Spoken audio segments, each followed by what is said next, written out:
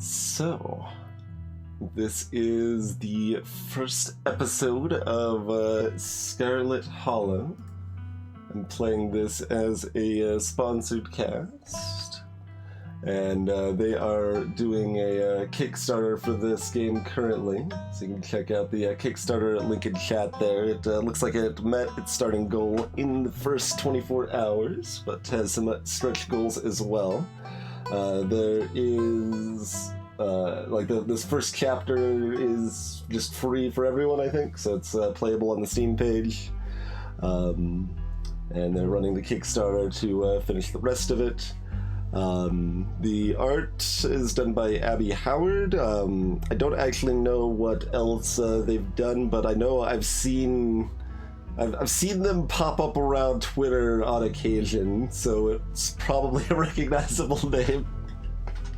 But I remember her avatar specifically there. But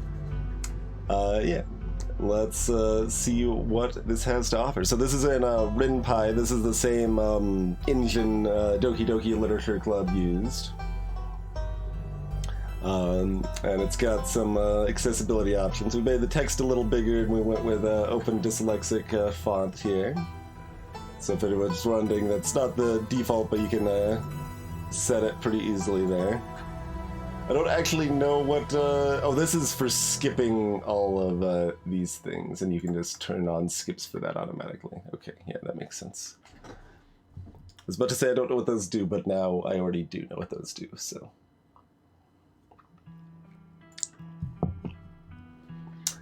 Your name is... I mean, we've got some options here. I mean, you can do like a meme name.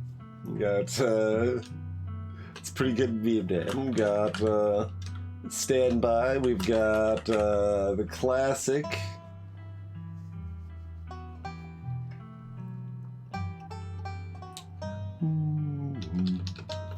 What do we think?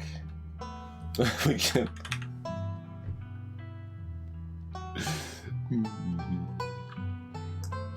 Nico does react if you name yourself Nico in one shot, by the way, or Nico too. There's a separate reaction for this.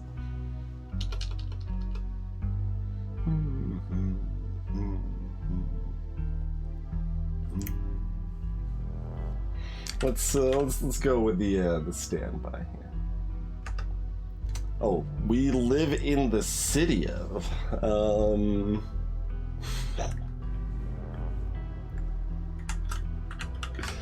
We live in the city of B-Scotch.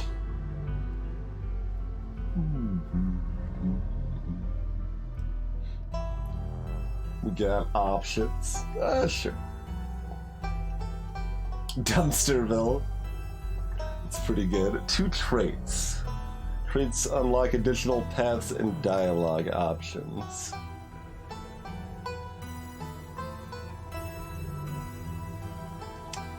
Assumedly street smart and keen eye. It's hard for me not to want to take those.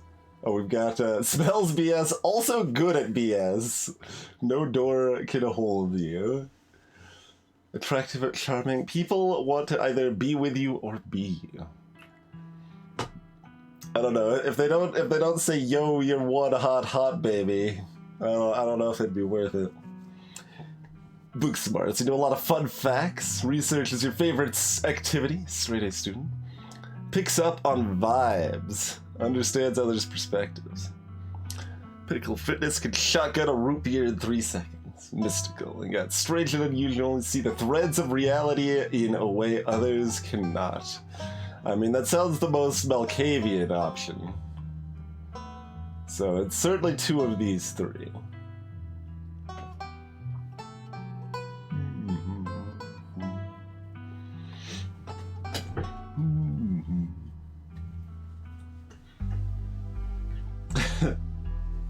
Well, there you go, Andre and Chad. You can play it yourself and make a powerful bimbo. They got twice.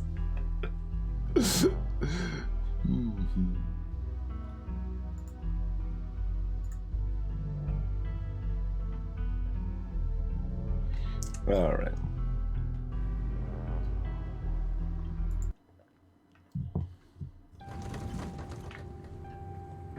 You jolt awake as the bus hits a particularly nasty bump. You feel like you'd only just managed to start drifting off, and now here you are, awake again and still exhausted.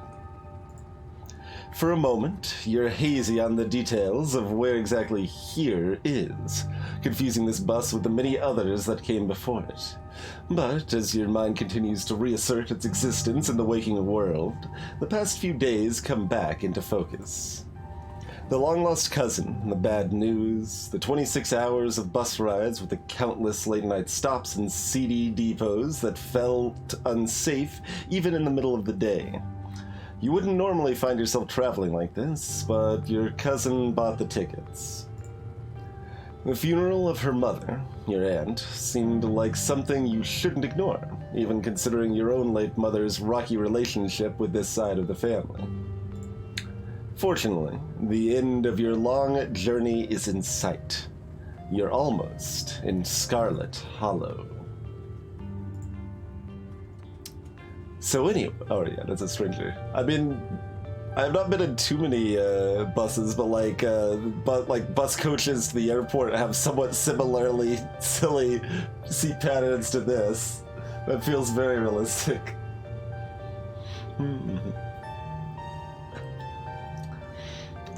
So anyway, as I was saying... Oh no, he's still here. He's been sitting next to you for the past 5 hours, talking at you without pause. You're not even sure he stopped when you started to doze off. At first you thought he was just being friendly, but that was several hours of one-sided conversation ago. I want to... Yeah! That's the shit we got there. Wait, I can, okay. We can hide it. Got flip-flops on, sketchy pants.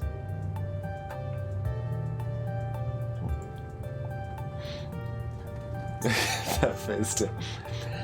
I was up in Maryland looking for work, but mostly messing around because I was a dumb teen. And me and my buddies were doing our usual prank stuff. Pushing joggers into the harbor, that sort of thing.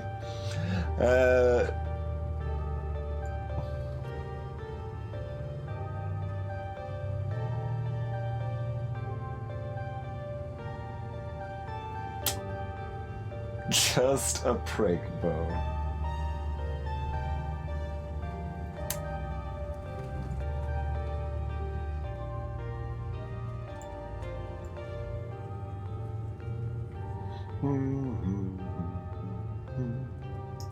I mean, we've already established remaining silent probably won't help the problem of him talking to us. So.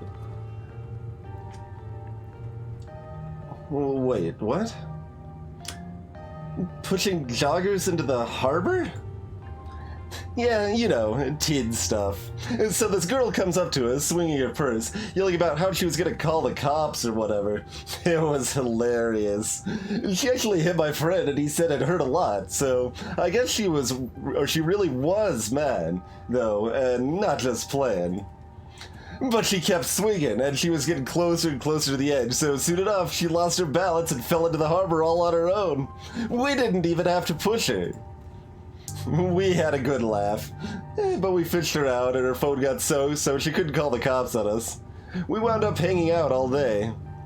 She kind of became my girlfriend after that, and we've been on and off for about a year.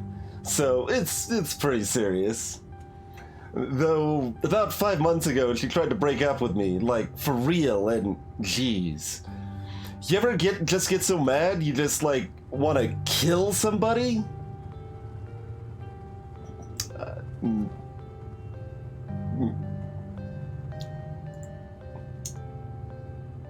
It looks like the text size doesn't work super well. It does warn you that it might not.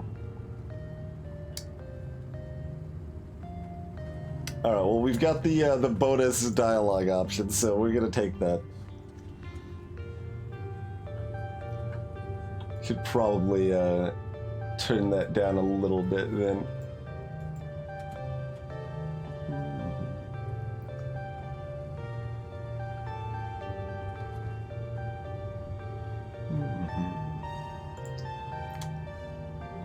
stop trying to get a rise out of me. Huh? Stop what? Whatever it is you think you're doing right now. You know what I'm talking about. This whole quarter a stranger on the bus and try to make them uncomfortable act. I'm not playing along. Alright. Maybe I never really wanted to kill her, even if I threatened it a little bit. She sure got me real mad, though. Anyway, she's given birth to our son right now, so I'm trying to get up to Virginia to be there for it. But I don't know if I'm, like, into that stuff, so I might just wind up on a bus to New York or something instead. I've always wanted to go there.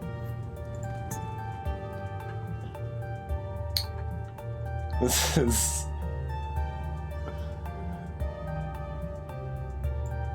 Hey, Feezy, we just started.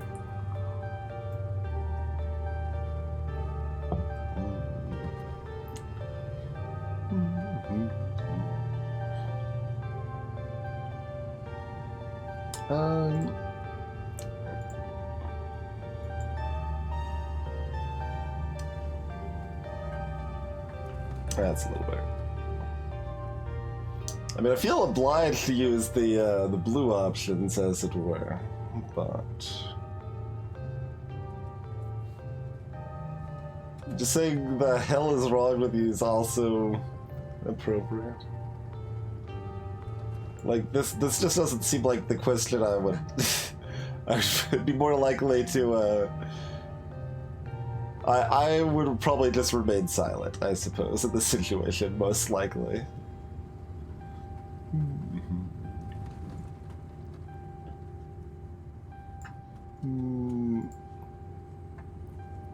Your girlfriend is giving birth right now, and you're thinking about ditching her to go have fun in New York? After she tried to break up with you and you threatened to kill her? Hey now, I never threatened to kill her. You literally just told me you did. Okay, maybe over text. Just a little. But fatherhood is scary, okay? Plus, her mom is there, so it's not like she's alone. And her mom doesn't like me much, so I'd probably just make things super stressful. She'll understand. She's chill. Anyways, where did you say you were heading?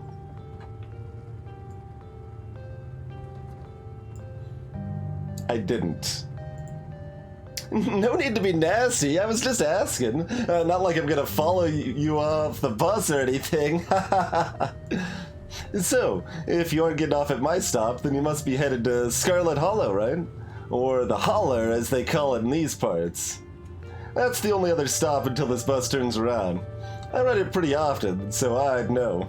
Almost nobody ever goes up that way. Though, come to think of it, I had a couple buddies who went up there to work in the mine.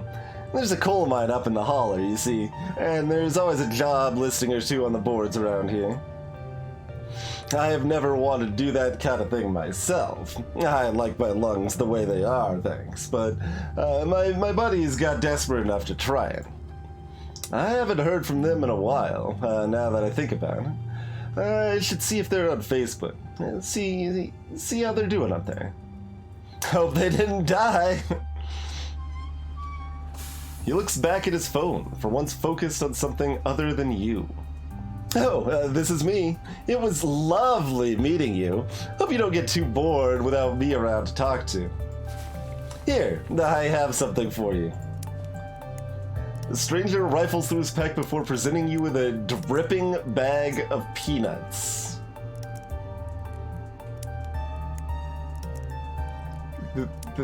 Thanks? That would be pretty amazing observation.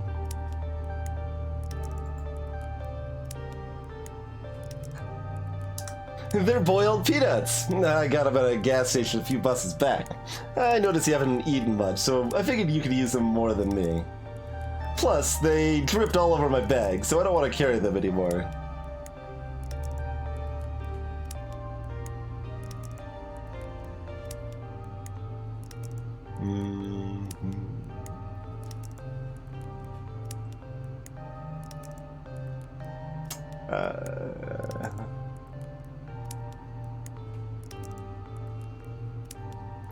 Greetings, Calm 9. Look, I don't want to go... I don't want to, offend the commissioner by disgracing Peanuts.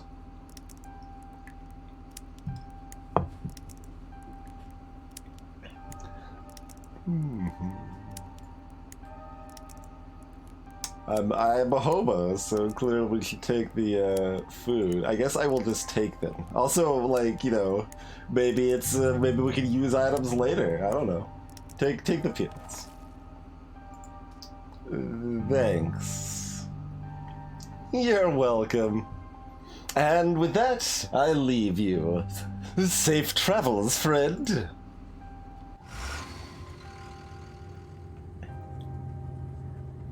And just like that, the stranger is gone. Maybe you can finally get some sleep. Next stop, Scarlet Hollow. End of the line. Almost there.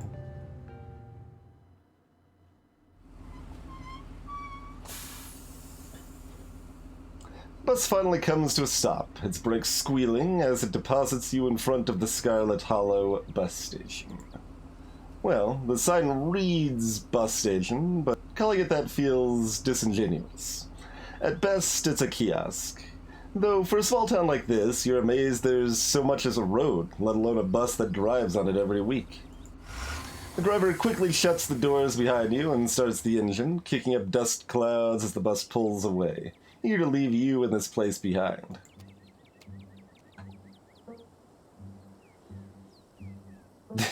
They look like a hobo. Hey, hobo. You instantly recognize the worn young woman from the few public photos on her Facebook page. She's your cousin, Tabitha, and she looks annoyed to be here. Offer them your boiled peanuts. I mean, I have to, right? The only reason not to is because maybe I could use boiled peanuts later, but...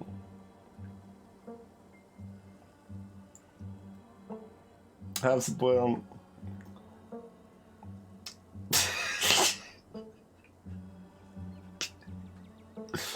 Want some peanuts? I got them from the bus. You hold out the dripping bag, offering it to your cousin. What? Put those away. Why would I want your wet peanuts? No, come on, let's go. I don't want to spend any more time down here than I have to. Your cousin turns and motions to an old BMW parked near the bus kiosk. You follow her, clambering into the dusty relic.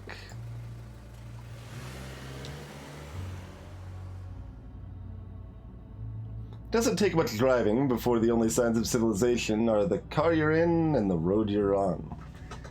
Tabitha maintains an icy silence as she focuses on the road.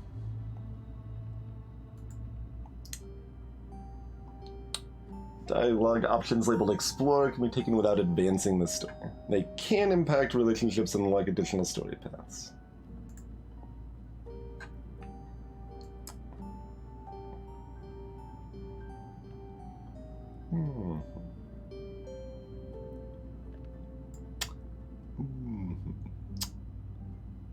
How are you holding up?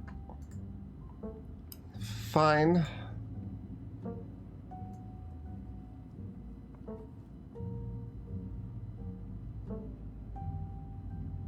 This seems like the keen-eye response, really, but...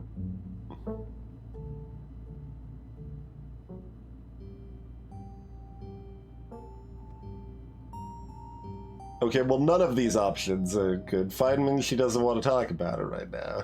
But, I guess that's the closest. Noisily eat the boiled peanuts.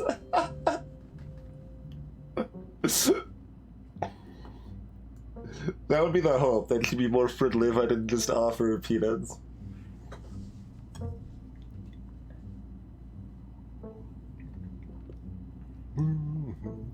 Nice, Calm. Like, I'm very, very loosely familiar. As I mentioned earlier, like, I've seen her around the Twitter sphere and stuff before. But I don't think I've read any of her work.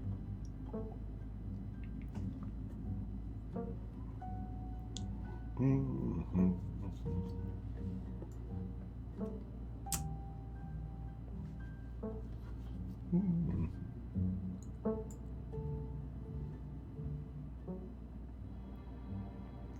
I mean, I don't like saying most any of these things to someone in this situation. I'm torn between the least objectionable option and hey, we've got blue options, we gotta use them, right?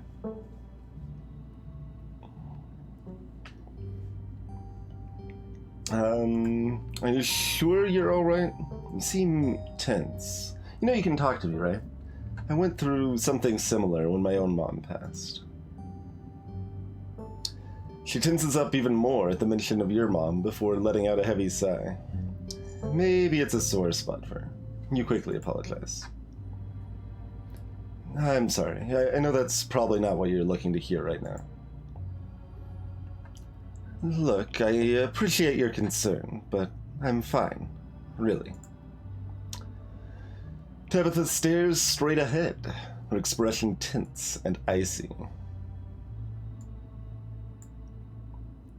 Have we ever actually met before? Pretty sure this is the first time, right? Yep. You have your mom to thank for that. Or had, I guess.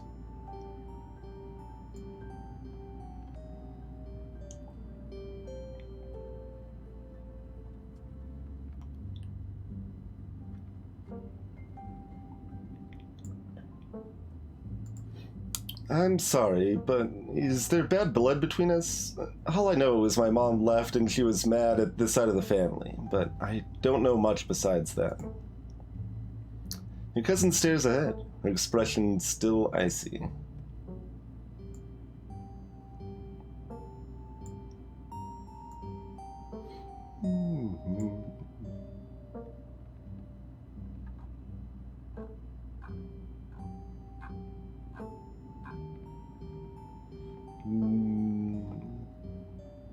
Sure. So, the funeral, it's on Sunday, right? Yep. Like I told you.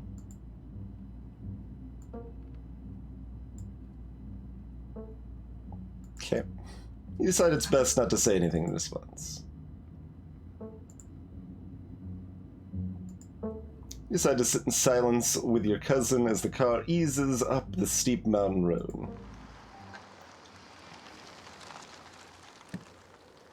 And here it is, the Scarlet estate, the old family homestead.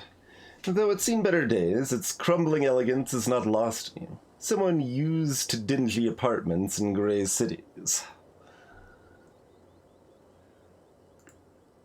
Your mother told you about this place many times before she passed, always with an anger burning underneath her words. The faded majesty you once imagined doesn't quite compare with what's in front of you. A jarring blend of opulence and ruin. So now we're playing Darkest Dungeon. As you stare at it perched on the crumbling cliffside, you can't help but feel like it's something that should have been left to rot a long, long time ago. The Fall of the House of the Dead Moms Club. Also starring Vincent Price.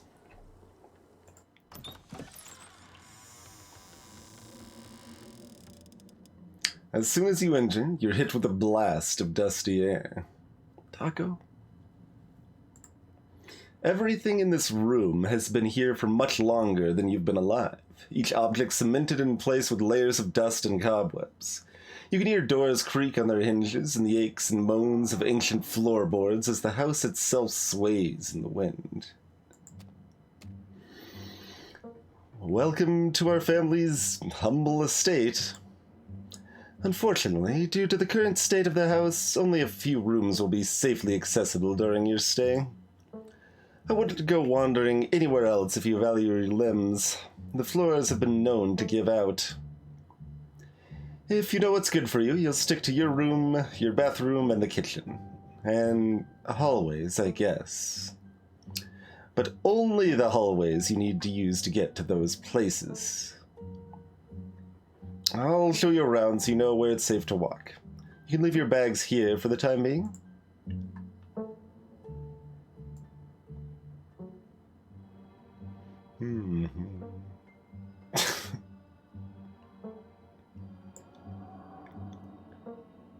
Sure.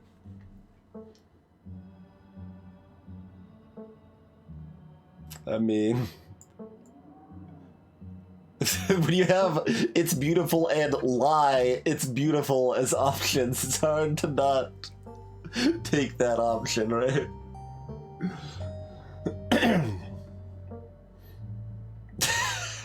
Observation. It's beautiful. I don't think I've ever been in a building that feels as powerful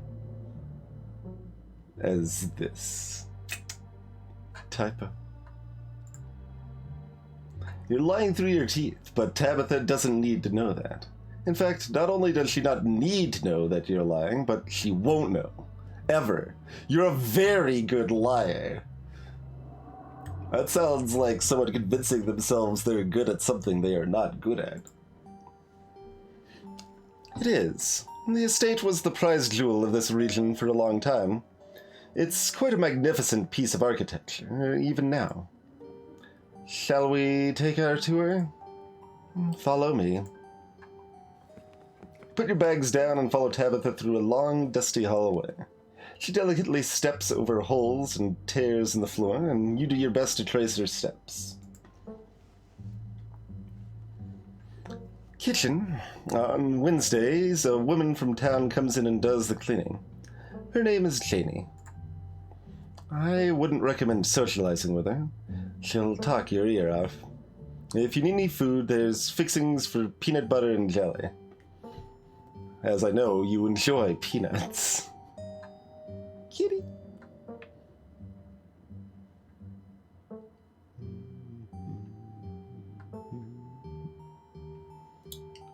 Flowers. Old style fridge.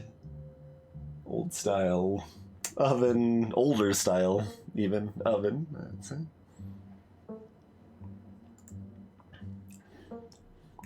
Don't touch my mac and cheese or my ice cream. Those are off limits. Oh, and you can also access the garden through here. But it's pretty wild, so I wouldn't if I were you. Some explore options prevent you from taking others.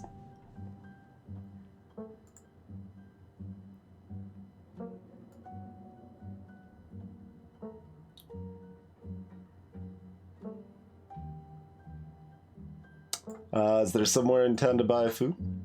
I might want to eat something other than PB&J this week. Is there somewhere in town we can get groceries? Well, aren't you fancy? Yeah, there's a general store. There's also a diner. I usually order my food in bulk online, though, so I won't be going with you.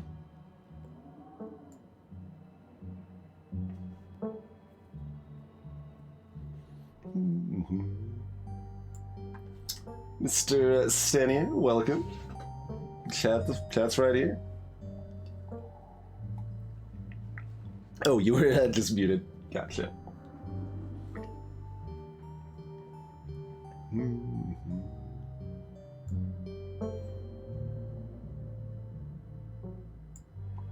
Yeah, thanks.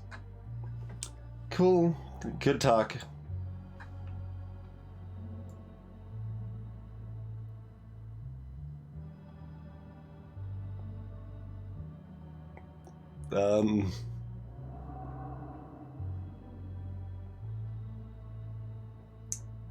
This feels like we'd be laying it on a bit thick here, right? What an incredible kitchen. I mean, maybe we just really love old stuff, right? Like, it's classic. I certainly don't know vintages of ovens and stuff, but this looks approximately 1940s. With that style of fridge and oven.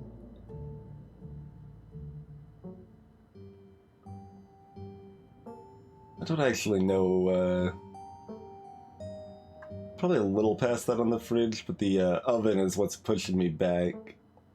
And it's certainly, they might be mismatched, you know, they don't have to be from the same era.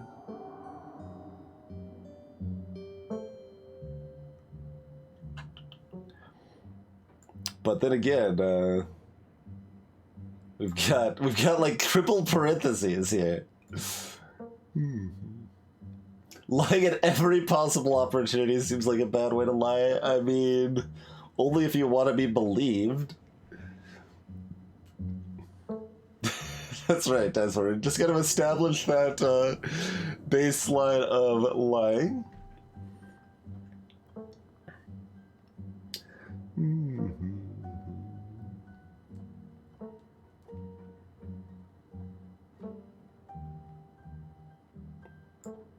That's nice.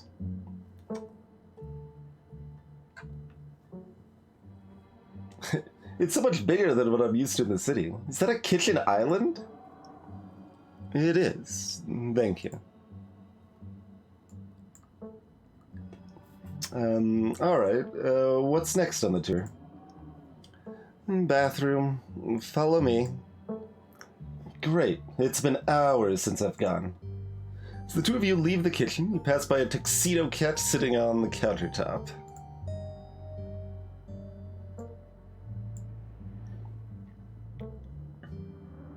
I suppose we should comment on the cat before immediately petting the cat. But it's like, it's a cat that's indoors. It should be very pettable. Is that your cat? What's its name? Frou Frou. Do not try to pet her. If she wants to be pet, she'll let you know. Pet the cat anyways.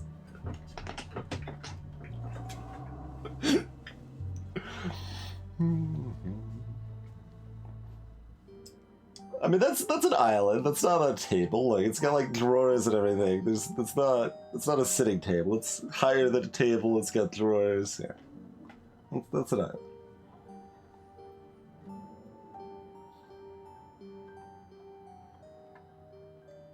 Pet the cat anyways. Trust me, I'm good with animals. Who's a good kitty? You decide to ignore Tabitha's advice and pet Frou Frou anyways. She bites you hard and hisses violently. What did I just tell you? Come on. Let's continue the tour. His face, though. You once again follow Tabitha through a long, dusty hallway. Maybe after a few nights it'll get easier to navigate these spaces, but for the time being you feel lucky to have not fallen through the floors.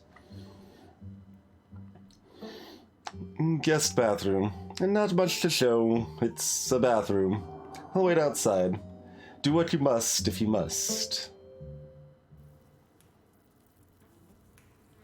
It's a nasty, wretched bathroom. Piles of junk sit untouched in the corners of the room, and mystery stains paint the floor. A lot of abandoned toothbrushes, too.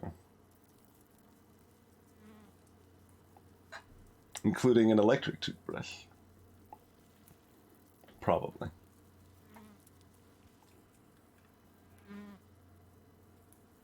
Oh, I thought that was a broken coffee mug, which made not particular sense, but yeah, no, it's just oozing a little bit. That makes more sense.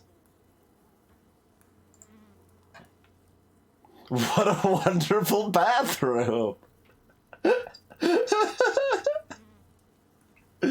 We did, like, the first time we did it, it established that we were so good at lying, no one would ever know, but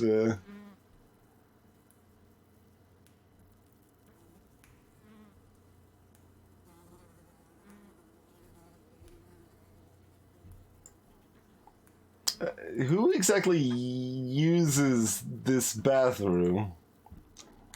guests. All right, then.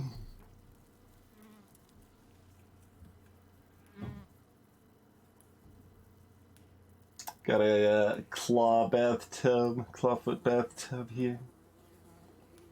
Yeah, the toothbrush brush in the glass of wine is certainly a thing.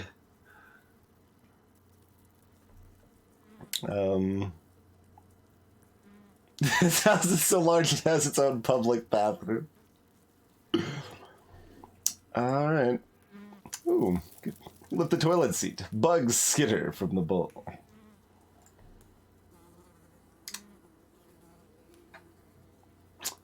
Alright.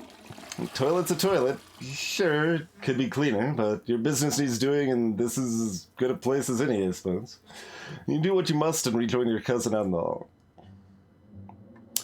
Next up, guest bedroom. Last stop on the tour. Follow me. You and Tabitha briefly return to the foyer before climbing the stairs and reaching the guest room. The room smells old. Dust, mildew, wood rot, it has it all. A week of sleeping in this place might give you permanent lung damage. This is where you'll be staying. The linens are fresh. I had Janie wash them last week. I had to endure a half-hour rant about her kid to get her to do it, so you'd better be grateful.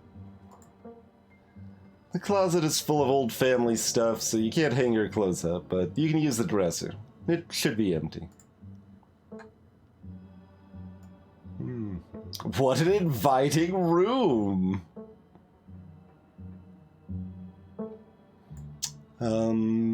What's with all the boxes? Old family stuff.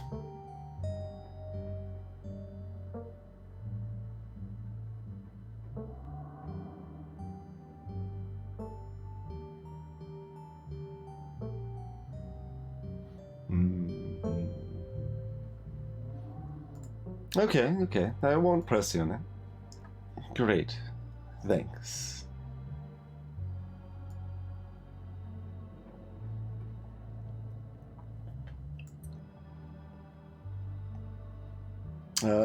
Who used to sleep here? When? This house is almost 150 years old. Many people have slept here, and now you'll sleep here, carrying on the fine tradition of bedrooms being slept in.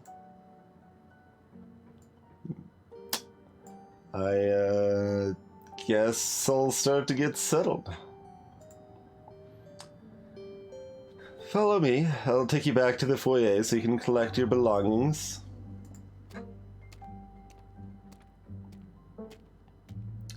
This concludes our tour.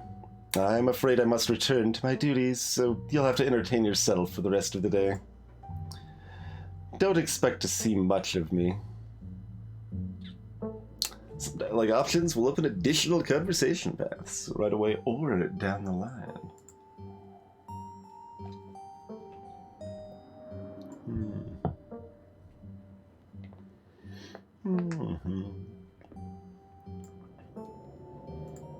Listen, I know you don't like what my mom did when she left, but that has nothing to do with me. You asked me to come here, but you're acting all pissed off that I actually came. Can't we just start fresh, now that it's just us?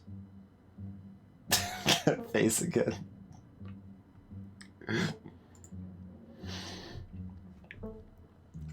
Okay, I'm sorry I've been testy since you've gotten here. You've been fine. I'm just under a lot of pressure right now. Please, just stay out of my hair until later, okay? I have work to do.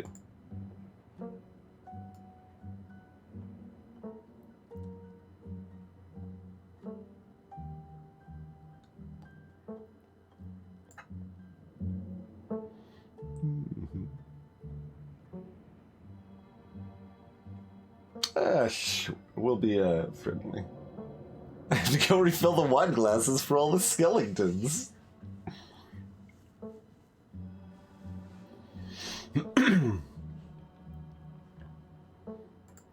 Alright, I won't keep you, but we should hang out when you get back. We'll see. There's a lot that needs to get done this week. Your cousin leaves through the front door. And now it's just you.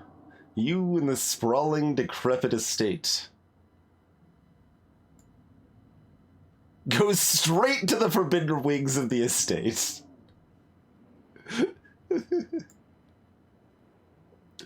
You haven't had anything to eat all day. The only thing louder than your stomach right now are the creaks and moans of this ancient place. PB&J sounds exactly like what you need to take out the rest of the day. You head to the kitchen. Back in the kitchen, ready to craft a beautiful peanut butter and jelly sandwich. It's a daunting task, given the state of the place, but the aggressive growls of your stomach outweigh your fear of food poisoning. To get started, you'll probably need to find some peanut butter, some jelly, bread, plates, and a knife. Approach Frou-Frou.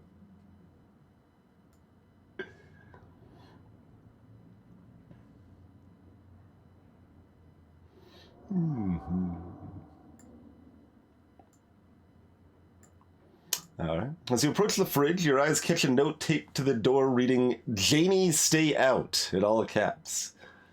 Below it, in separate handwriting, are the words, "Okie dokie."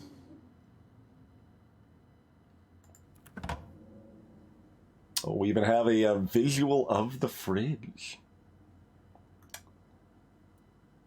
It seems like a bad butter storage situation, although it's still a believable one. Like, just if you open it and close it, too many, like, this will gradually, like, leak out and fall on the floor. You open the fridge. You already feel a deep urge to wash your hands, even though you have yet to touch anything other than the handle. There's lots of grape jelly here. Some probably expired 2% milk. We got some leftover takeout here. Pile of carrots down here. Yeah, I wouldn't trust the milk or the mayo particularly. Lots of ice cream.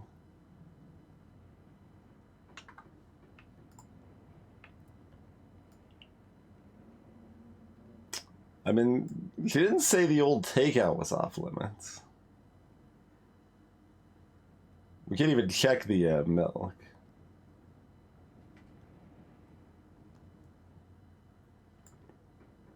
Let's look at the old takeout.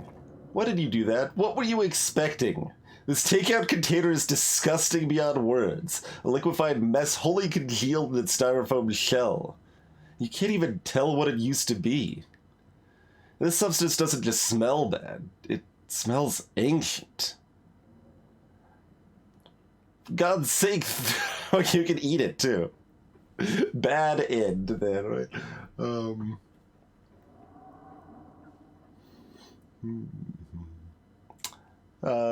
Just throw it away. Body reacts before you even register what you're doing, compelled by a deep primal disgust. You open the trash can, expecting the worst, but find it mostly empty. Makes sense, you suppose, given that your cousin seems to mostly subsist on boxed mac and cheese. Toss the styrofoam container into the trash and close the lid, freeing yourself from the knowledge that the sludge ever existed to begin with.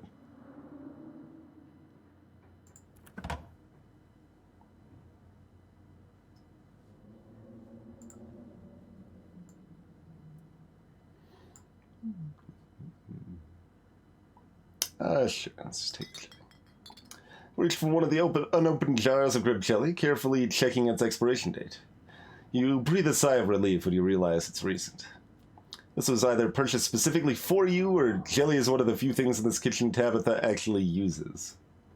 All you need now is a plate, a knife, a bread, and some peanut butter. Better close this fridge and keep looking. Check the mayonnaise. Close the fridge. You return to the kitchen, closing the fridge behind you.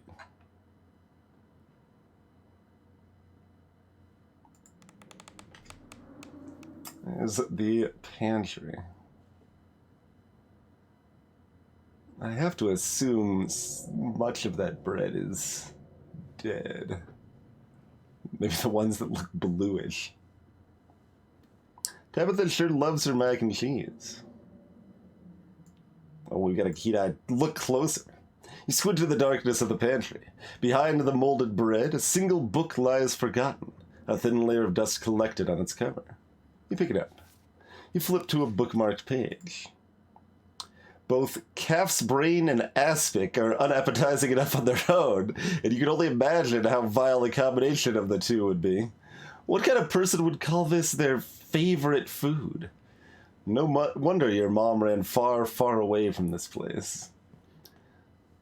You shut the book and put it back in its place.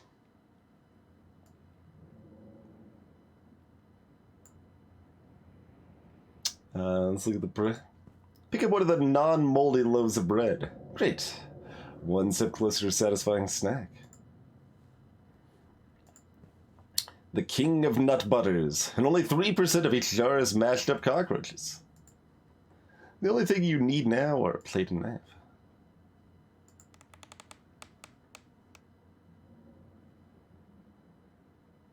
You close the pantry door as best as you can and turn back to the rest of the kitchen. This cabinet must be where Tabitha keeps the dishware and, oddly enough, the utensils.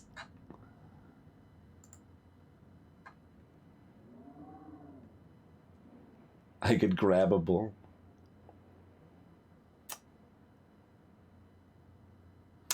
Examine the mug. It reads, I was blown away at Blowing Rock in Sea. So your aunt and cousin actually traveled sometimes, even if it was only a few hours from the estate. Maybe you can route your return trip through Blowing Rock. But it might be nice to see the local sights before heading home.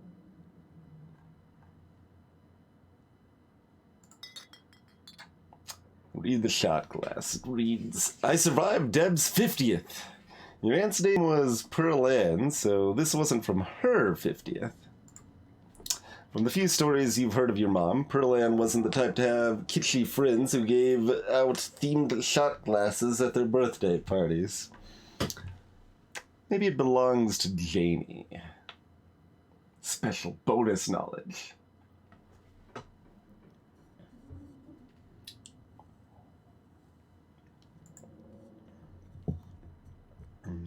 You imagine she might need an alcoholic beverage to get through cleaning this place, especially with Tabitha's sour face peering over her shoulder. Grab a plate and a butter knife. This is the last ingredient you need to make your PB&J. Time to get to work.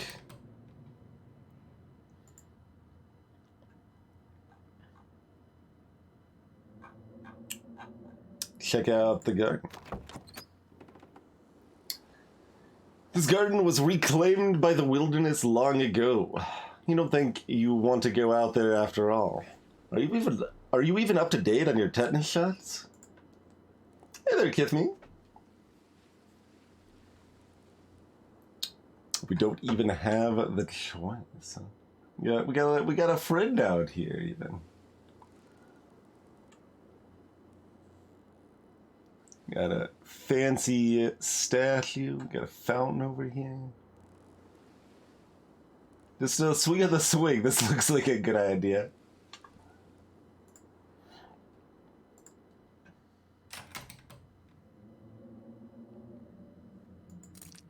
Despite the state of this horrendous kitchen, you've successfully combined your 3 ingredients to make a peanut butter and jelly sandwich.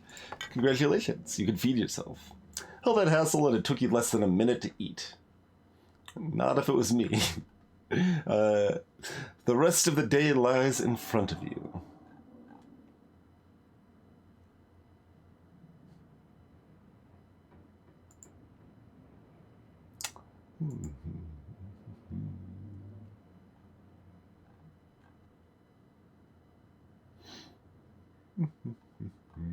I mean, I guess let's check out... Now that you've finally eaten, the aches and pains of your journey have started to sink deep into your bones. You stumble up the stairs to your room, suitcase in tow, eager to unwind before you face the rest of the day. You stand at the entrance to your room.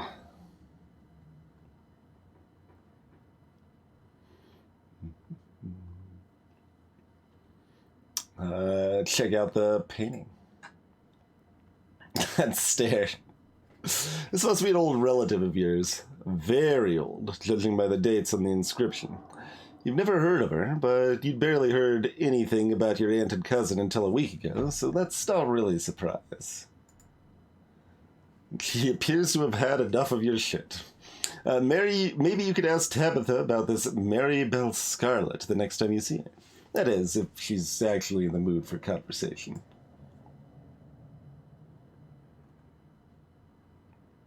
Look at the window. You can only imagine how beautiful the garden must have been in its heyday. If you own this place, you'd totally get out there with a shovel and some gardening gloves and whip it into shape. You'd go out and pull weeds, chop trees, carve topiaries, basically play Harvest Moon, and do whatever you need to do to return it to its former glory. And once it was all done, you'd sit by the fountain, which of course would have a little goldfish in it, and drink a floral tea while enjoying the bird's song. Yeah, you definitely do that. Just not right now.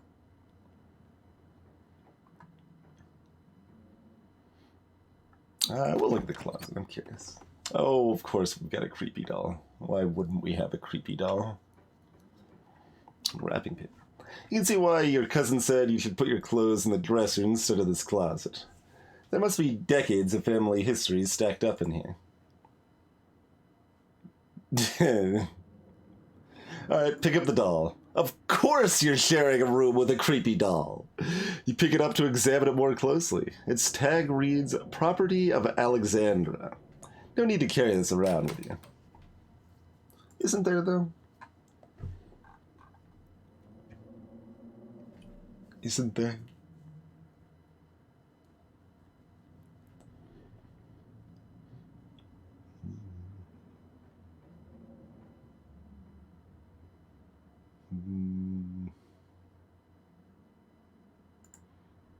Doesn't seem like there's much else for you to do right now. Let's head into town.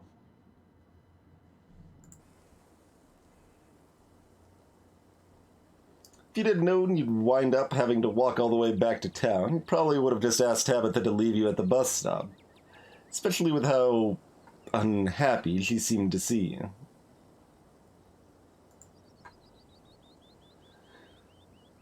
If only you could wipe the slate between the two of you clean and bury some of the tension.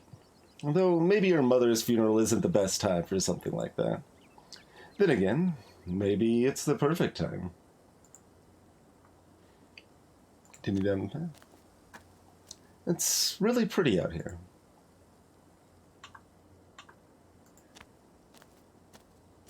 Finally, made it back to town. The holler, as that guy on the bus called it, has probably seen better days. It still has the feeling of an idyllic country town, but its sidewalks are cracked and many of the storefronts are boarded up, their windows dusty with age.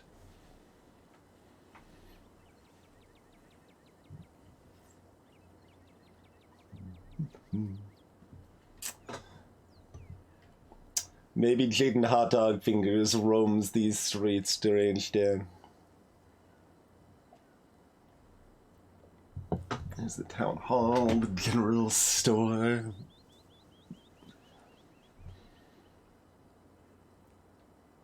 What are these, like, parking spot sort of things that are very small?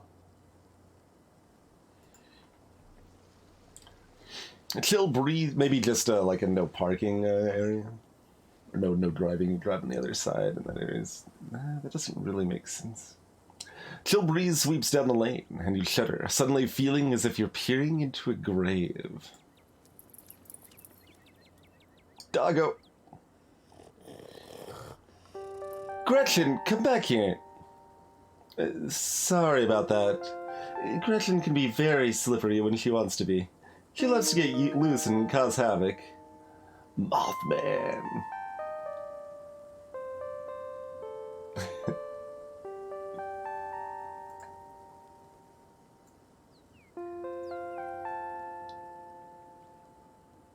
Is that supposed to be a dog? Wow, rude. I am in love with this dog and wish to know everything there is to know about her. Gladly. Her favorite food is Cheese Whiz, her favorite toy is an old sock I sewed to look like a squirrel, and her favorite show is Murder, She Wrote. Sometimes I leave it on in the background while I'm working to give her something to do. She'll usually sit in her little bed and watch it, like an old lady with her programs. How'd you two meet? That's so cute. How'd you first meet her? My mom was a vet, and she used to visit the regional animal shelter on weekends to do checkups. When I was really young, I'd go with her to volunteer, which really meant I'd do a little bit of manual labor, then play with the dogs for the rest of the day. One weekend, believe it or not, someone dropped off this little 1-year-old pug that had outgrown its cute puppy stage. When I went to clean up her kennel, she looked up at me with those big, watery, nervous eyes, wagging her entire butt and whimpering like no one had ever loved her before. I couldn't not fall head over heels, you know? My parents were rugged mountain folk, so they weren't big on toy breeds, and at first they refused to even consider adopting poor Gretchen.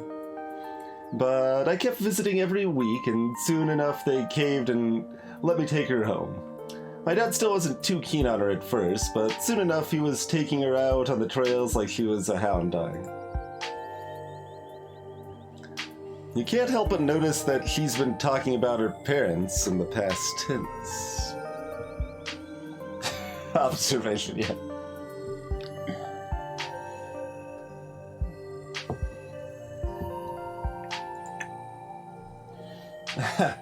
Sorry for talking your ear off, but I can't help it. I could prattle on about Gretchen for hours. But where are my manners, talking to you for this long without introducing myself? I'm Stella. It's not often I see a strange face up in the holler. Every now and then there's a new crop of coal folks, but you don't look dusty enough for that. You aren't in town for the funeral, are you? The Scarlet funeral?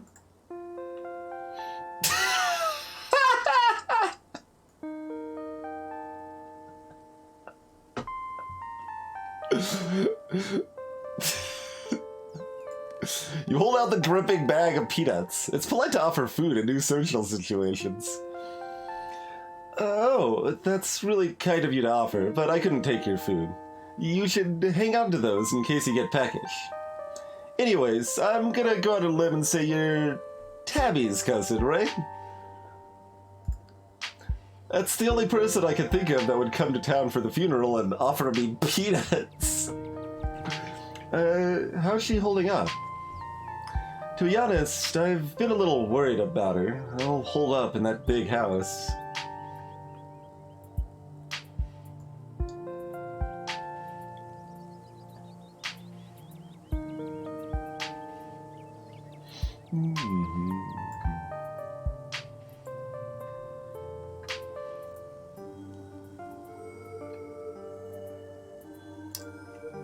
I don't think she's doing too well.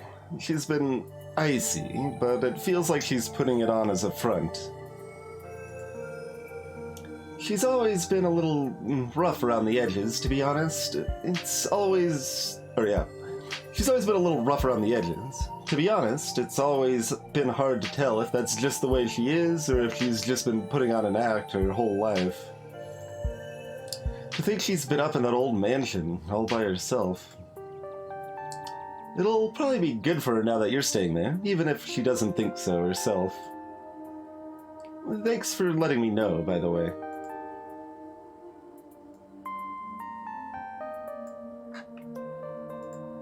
How long have you known her? Oh, quite a long time. This town's really small, so everybody's known everybody else as far back as they can remember. Tabby and I got a little close when we were both in the school's production of A Midsummer Night's Dream. I was Puck and she was Mustard Seed. Mustard Seed. As you might have expected, she was more than a little prickly, but I managed to soften her up a bit in the end. But then she graduated, and that was that. Oh, if you just got to town, you must be starving. I was just on my way to the diner for a coffee, and they've got amazing biscuits. My treat. No choice.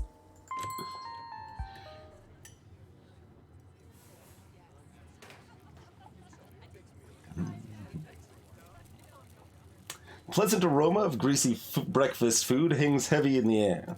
In contrast with the empty, lifeless atmosphere of the family estate, the diner is filled with the comforting din of human life. Fancy city coffee. That makes sense. That is very cheap.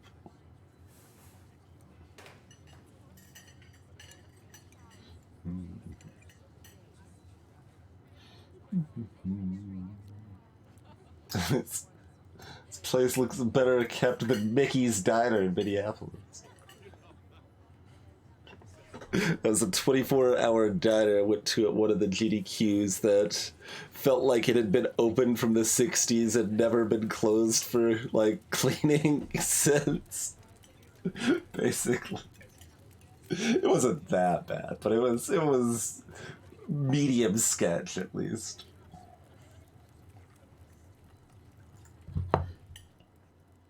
All of which grinds to a sudden halt as the patrons realize that a stranger has entered the establishment. Even the kids giving me the stink eye. This person back here is not too concerned, apparently.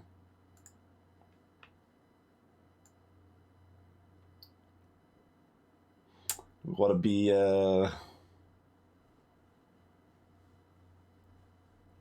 open and friendly.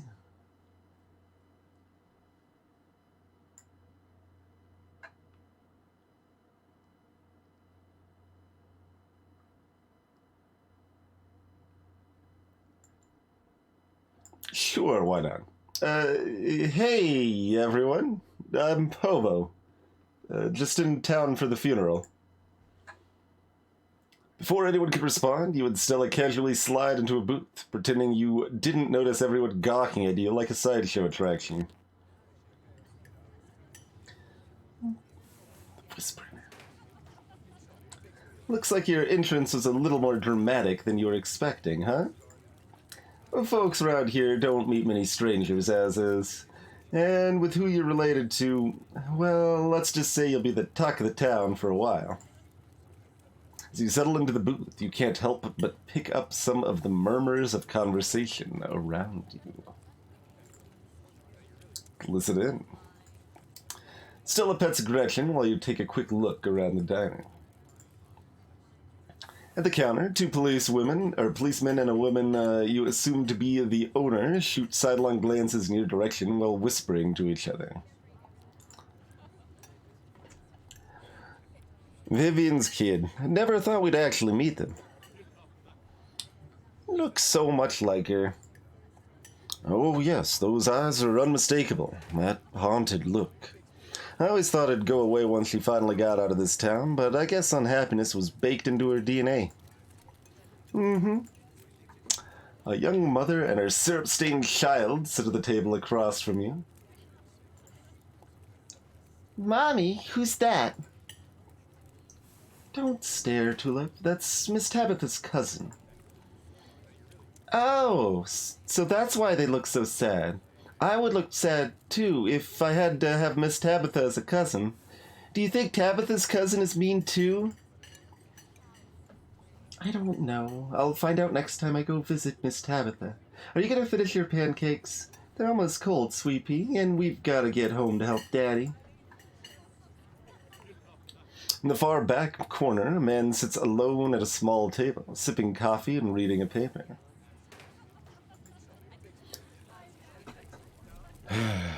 Why are the strangers who wander into town never gorgeous blonde ladies of an appropriate age? Why is it always coal boys, punks, and whippersnappers?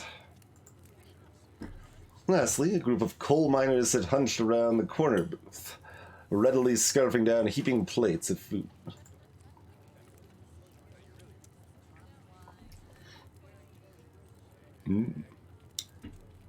So that's the boss's cousin. There's that funeral this week, if I'm remembering right. for old Miss Pearlie. May she rot in peace. Oh, let the lady rest, Lloyd. One shouldn't speak ill of the dead, no matter how foul they were, especially before they've been so much as lain to rest. If you'd have been around her heyday, you'd be speaking ill too, Tommy. I already forgot what I did for the second one. He's right. Nastiest woman I ever met. The Tabitha is a blessing compared to her. Yeah, curse the whole lot of them. May every Scarlet burn in hell. That's enough of that.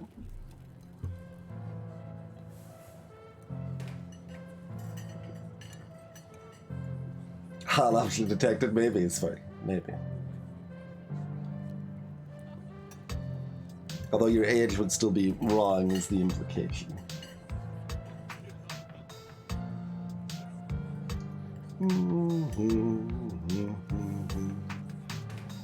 Bug looks very sad about the seating arrangement.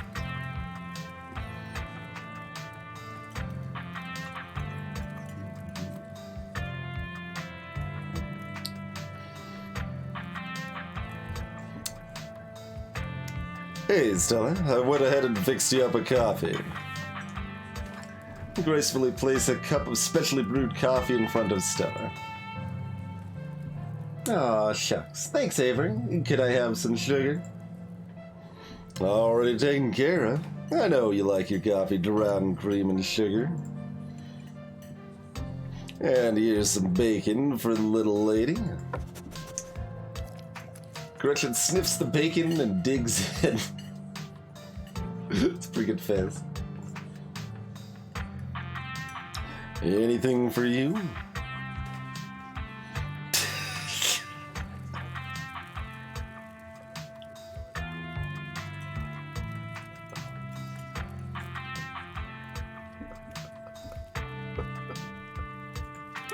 You hold out a still dripping bag of boiled peanuts. Gretchen sniffs at the spatter of brine on the table and licks her lips expectantly. No, thanks. I shouldn't take gifts while I'm on my shift. Anything I can get you, though?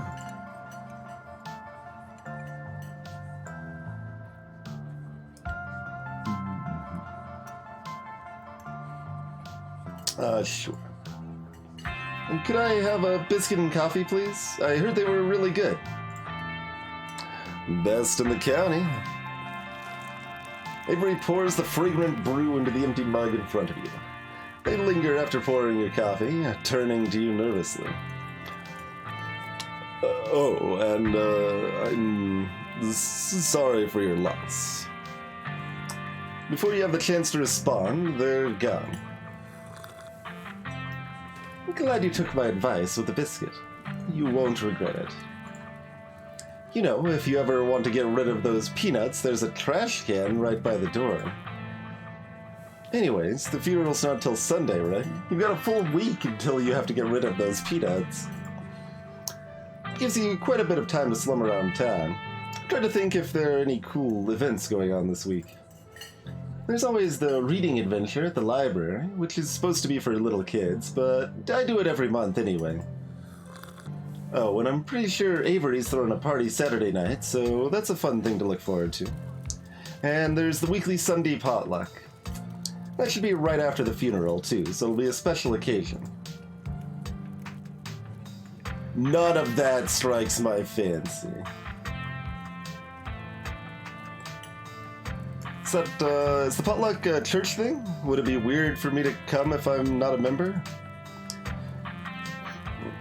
No, the Sunday thing is coincidental. It's actually hosted by the library.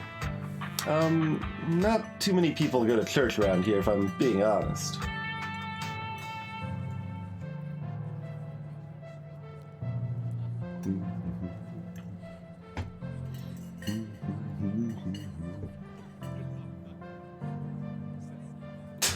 Observation.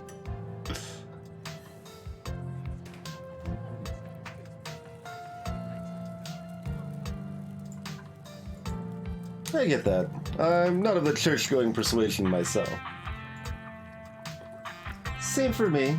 Whatever feeling some folks get in church, I think that must be the feeling I get when I look up at the sky in a night hike. That feeling of peace and wholeness. But that's not to say we're a town of heathens or anything like that. Look it up now. There are plenty of God-fearing folks around. They just aren't a fan of the church. Well, the building's fine, but the pastor's another story. There's just something a little off about the guy. You'll get what I mean if you ever meet him. And unfortunately, you probably will.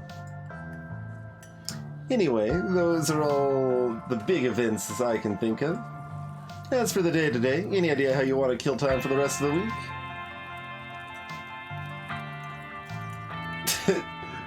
What's your angle? Yeah. Something's telling me this is a loaded question. You've got something in mind. Was I being that obvious? My job means I spend a lot of time in the woods with a camera, and it's always better when someone else is there to... Before Stella can finish, Avery returns, biscuit in tow.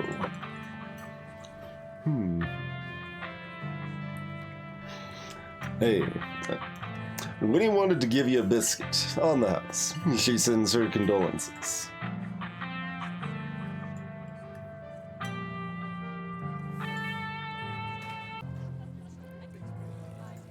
Thanks, Avery. It looks great.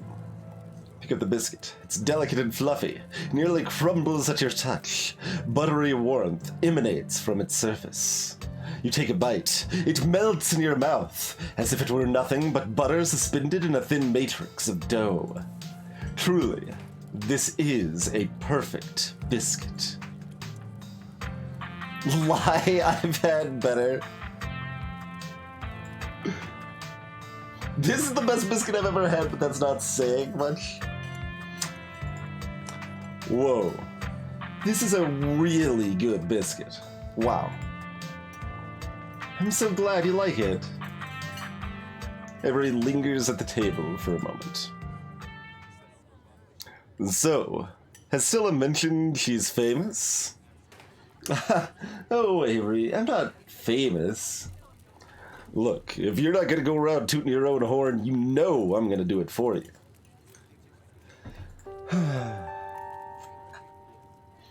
I'm a YouTuber. I mean, it's basically the only answer when they say she's not famous, but she's famous.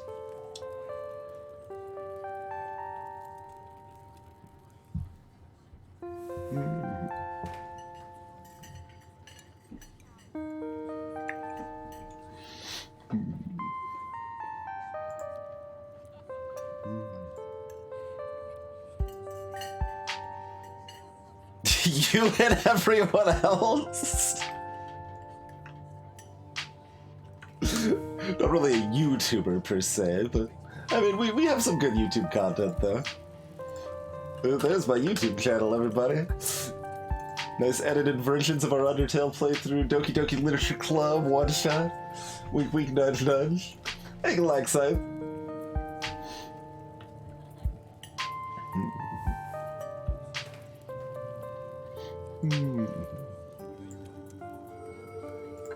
Cool. What kind of videos do you do? She hunts cryptids. You should really check out her channel, Hobo. It's amazing.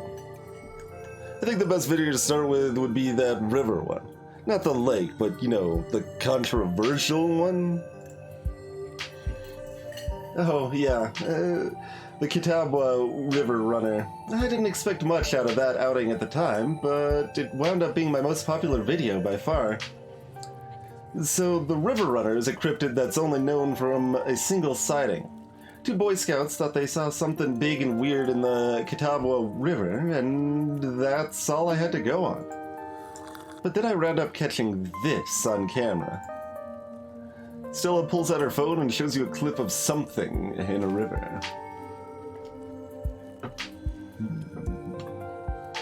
No 5 beats to kill study, yes. Yes. Scared the woods, something ice cream print. Some folks said it was a beaver, but if that was the case, it'd be at least twice the size of any beaver I've seen. I also had people say it was a dog, or even a capybara that must have escaped from a local wildlife sanctuary. I'm still not sure what it was, and I'm the only one who saw the thing with my own 2 eyes.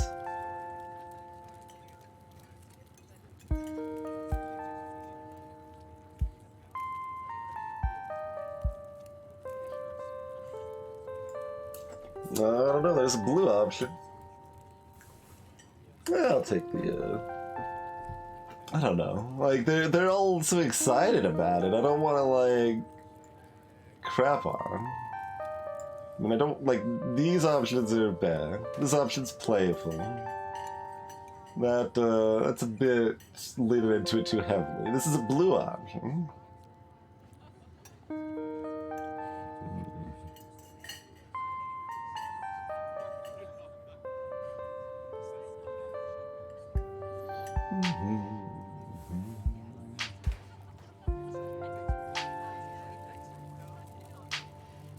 I do have a Twitch slug. You can find it at twitch.tv/darktwitch/subscribe.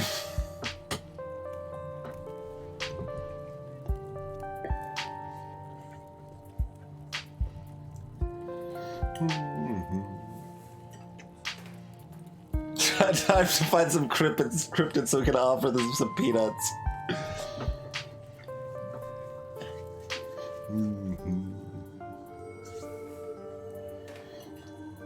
Sure.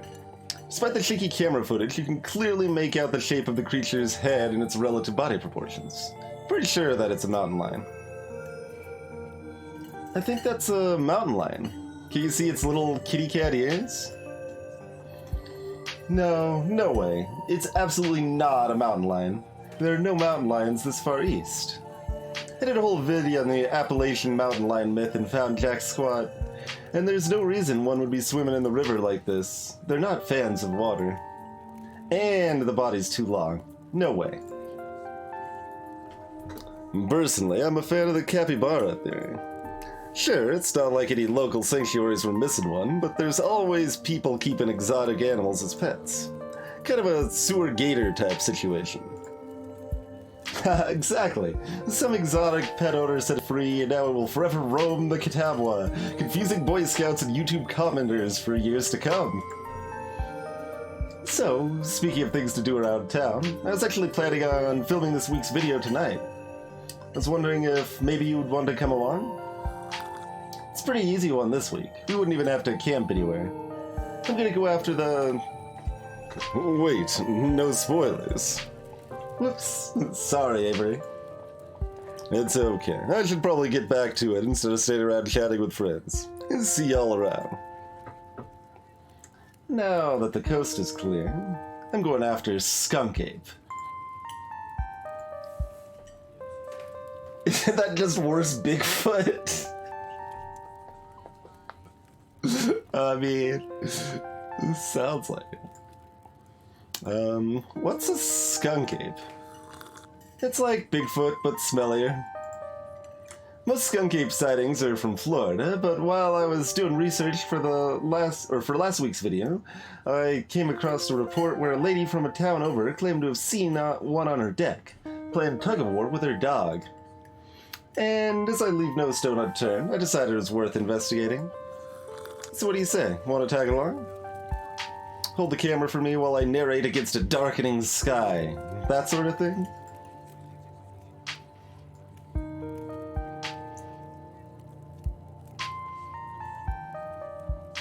Remain silent. Just stare blankly.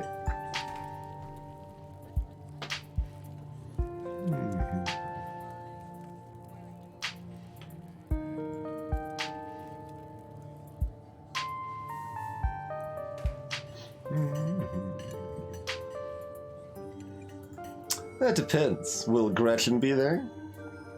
Of course. It's actually been a while since I've had anyone but Gretchen out there with me. Say no more. I'm in. This is gonna be a lot of fun. I actually started the channel with a couple buddies of mine back in middle school, so it'll kinda be like a blast from the past. Me and Kanika and Reese running around in the woods, flipping over rocks and bothering salamanders. Our videos were terrible, but we had a lot of fun, and that's all that mattered to us. You know, that gets me thinking. I wonder if they'd be down to come along with us, get the old gang back together. Though I guess Kanika has to close out the general store tonight, so I'm pretty sure she's a no-go. What's with this face? I didn't pick the hot option. But Reese, I think there's a decent chance we could get him to come out of his hidey hole if he's up for it. Do you mind if I make a quick call? Stella pulls out her phone and dials it, waiting while it rings. Reese, dude, what's up? Feels like it's been forever. Oh man, I'm sorry to hear that. Do you want me to come by, or... Okay, if you're really sure. But if you change your mind...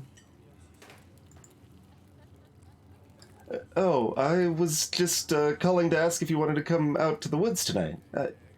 I met someone cool in town today. They're Tabitha's cousin. I know, yeah, just here for the week. Anyway, we're going out to look for Skunk Ape. We could take the easier trails, if that would help. Dang, man. That sounds awful. I hope you take it easy tonight. I'll swing by sometime this week and we can have a more low-key hang. How's that? Yeah, I'll bring them. Talk to you soon. Bye, bud. Looks like it's just you and me, pal.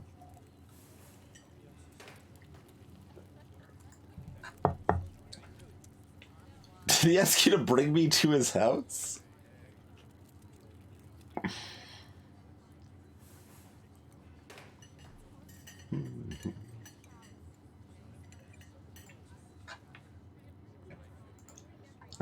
Is he okay?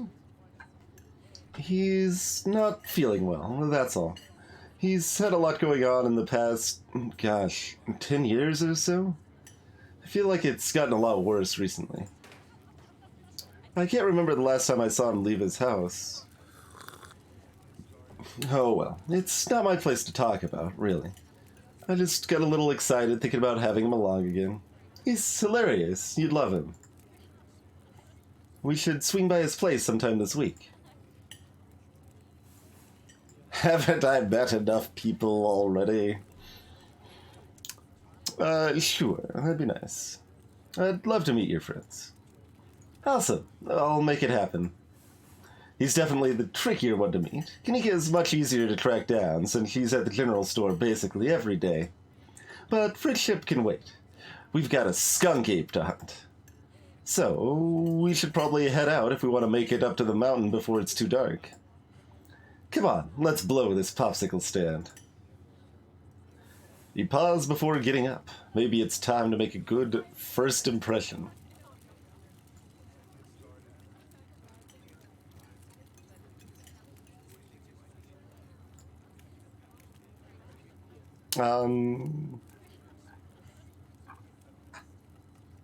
Yeah, leave a small tip. Normal tip. Reach into your pockets, pull out a single crumpled dollar bill in a corner. As long as you don't get sick of peanut butter and jelly, your meals will be free while you're here. Share the wealth while you've got it, you think to yourself. Leave the money on the table and follow Stella out of the diner. Leave some peanuts behind. That would be the strats, but it didn't give me that option, so, you know.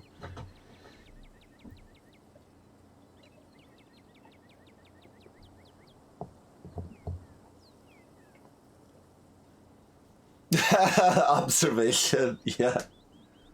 It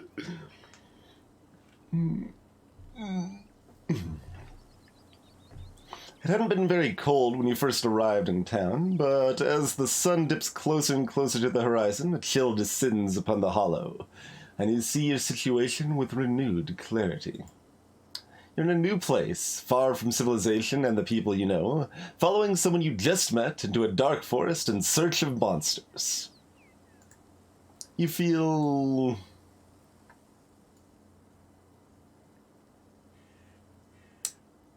kind of both, but it's not really calm in that case.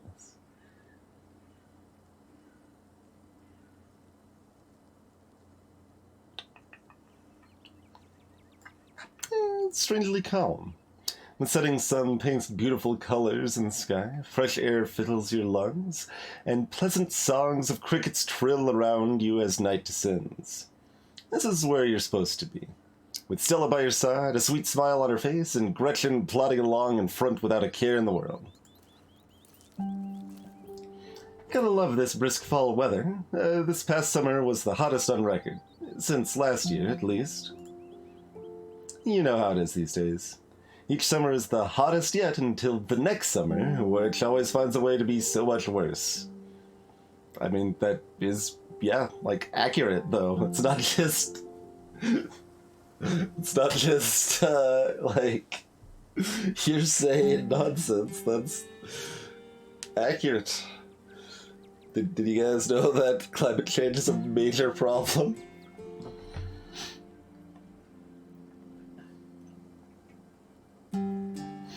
Well, and there's a lot of weird things about Stardew's handling of some of it too. Observation posts, like even if you're taking the standard happy dappy route, you still need to collect like tens of thousands of dollars for the nature spirits. The nature spirits still need like $50,000 to be able to rebuild the community center.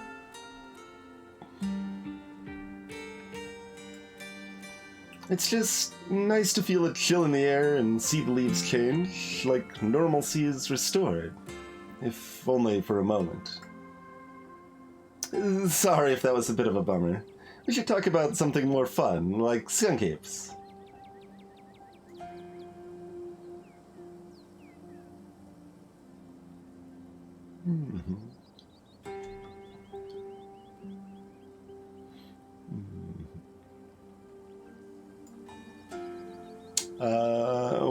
What's the weirdest thing you've seen in these woods? Other than anything cryptid related, of course.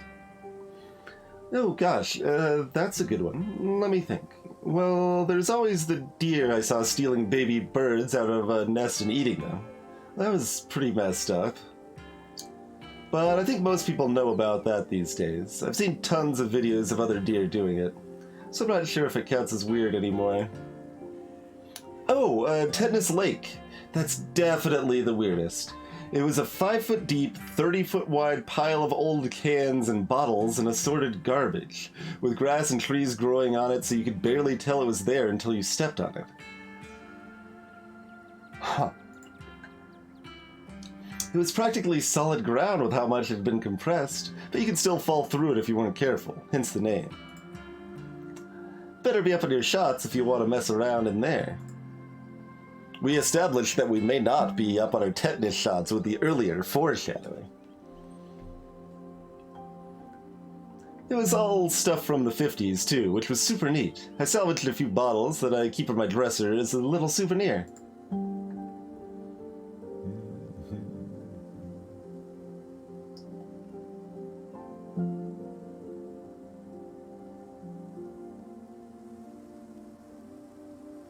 That's funny observation.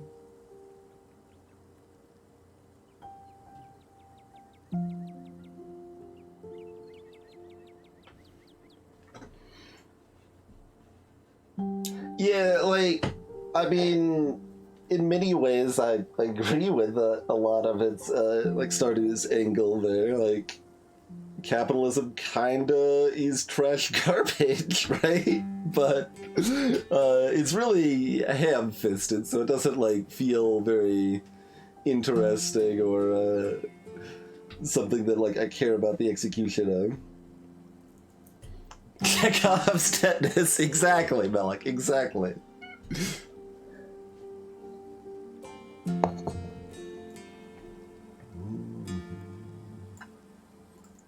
Are you really expecting to find anything out here? What are the chances we actually run into a skunk ape in just one night of filming? That's fair. We are hunting a creature that stayed hidden from humans long enough to gain a mythic reputation. What are the odds of something like that popping out to star in my little YouTube channel? But hey, the chances are never zero, right? Sure. You ever hunt things that aren't cryptids? Like ghosts, demons, werewolves, that sort of thing? Yeah, for sure. I used to go after all sorts of spooky stuff. Never had much luck, though, especially when it came to ghosts. Back when I first started doing solo videos, I'd go into all sorts of old abandoned buildings, hoping I'd stumble across some sort of activity. But nothing ever happened. It was always just me and my camera in an old house getting worked up over a gust of wind or a creaky floorboard. When all's said and done, I've just been a lot luckier with cryptids. I want to believe in ghosts so bad, and I can't rule out the possibility that there really are true hauntings out there, but if there are, I sure as heck haven't seen any myself. Werewolves I kind of lump in with cryptids. I'd be shocked if there actually were people out there who turned into animals, but werewolf lore lines up pretty well with the great beast genre of cryptid. As for demons, I don't know. I honestly don't ever even want to consider the possibility that they exist, because if they really are out there, geez, a lot of folks are doomed to an eternity of flames. So let's hope all of that's just bunk, am I right?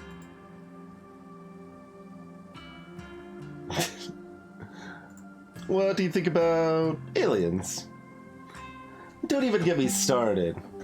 Did you see those UFO videos the government declassified? Aliens are definitely real, and they have absolutely visited Earth. Like, I believe in aliens way more than I believe in cryptids. You don't see me hunting aliens out here because we know they're real.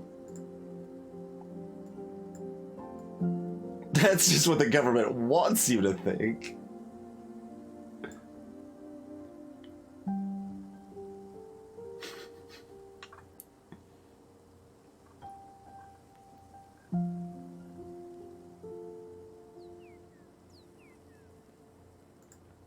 You shrug in silence. Fair enough. Has anything bad ever happened on one of these hikes? You know, just curious. Let me think. There was the time back in early high school when Reese fell down a cliff. But he was fine. We had some folks from town rig up a pulley to get him out of the ravine, and his leg only took a couple of months to heal. All in all, not too bad. Though I guess there was also that time I was out here alone and kinda got stuck in a cave. I was getting great footage of what I thought was a family of wampus cats, but I wasn't able to wiggle my way back out. Turns out that the wampus cats were actually skunks who very much did not appreciate me blocking the entrance to their hidey hole. And instead of running for help, Gretchen just sat outside, bored to tears. Lassie, she is not. Took about an hour to get loose, which was pretty intense, but a few tomato juice baths later I was right as rain. So it could have been a lot worse. Oh, and there was the time I accidentally stumbled onto old Duke's property and nearly got my head shot off. But that happens to everybody sooner or later. I'd barely count it. Winky star. So yeah, these hikes aren't all that dangerous, all things considered. Did you hear that?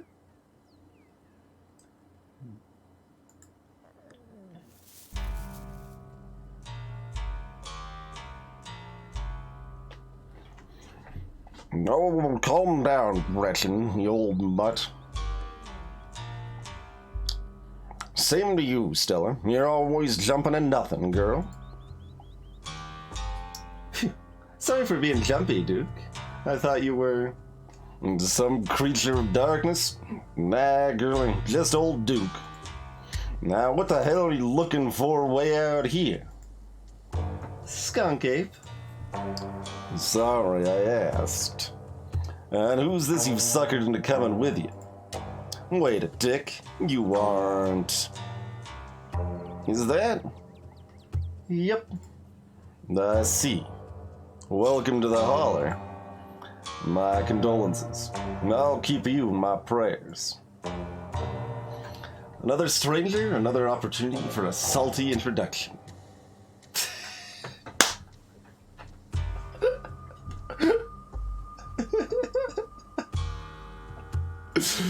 You hold out the slippery bag in front of Duke. It's grown quite fragrant since you first put it in your rucksack, like the scent of old beer. But you're pretty sure that's what it's supposed to smell like.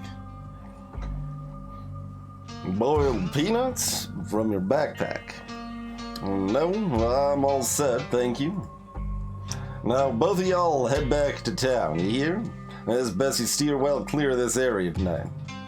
I'm out dealing with my own critter, and I won't be too appreciative if a couple fools with a camera scare away the more sensitive wildlife. What are you hunting tonight?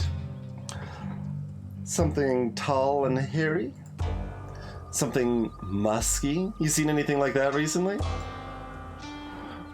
Wouldn't you like to know? Never could stay in your own business, Stella Richmond.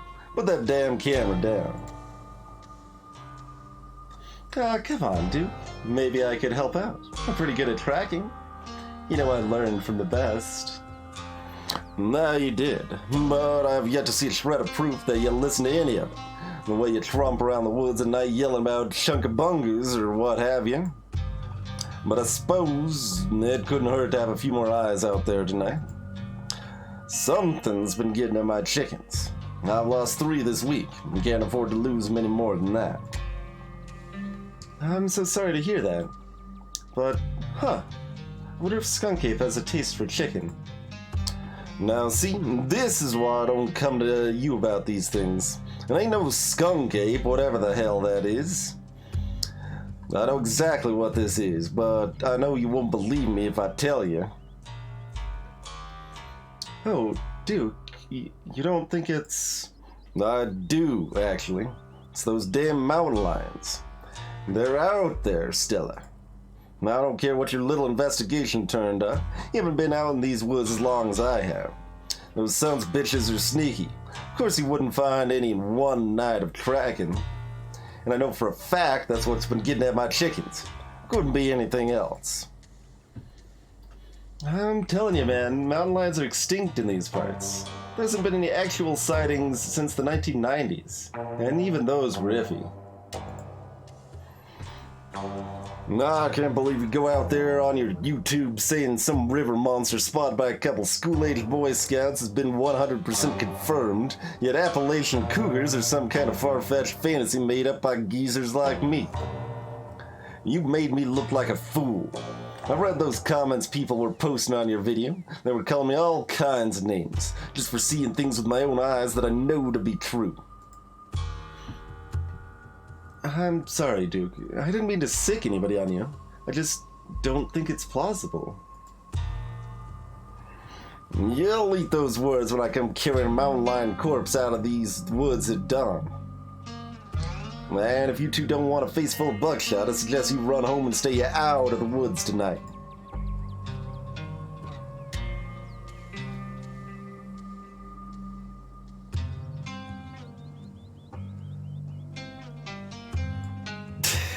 Lie.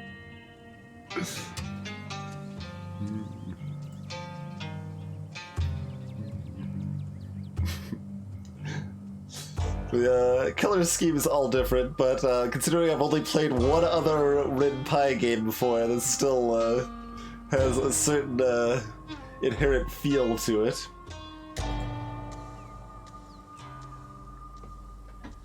Certain memory and association. Yeah, Gretchen's been stealing the chickens. Greetings, Zelda, by the way. Yeah, I was also surprised the bus stranger wasn't lying about it being called the Holler. That surprised me too.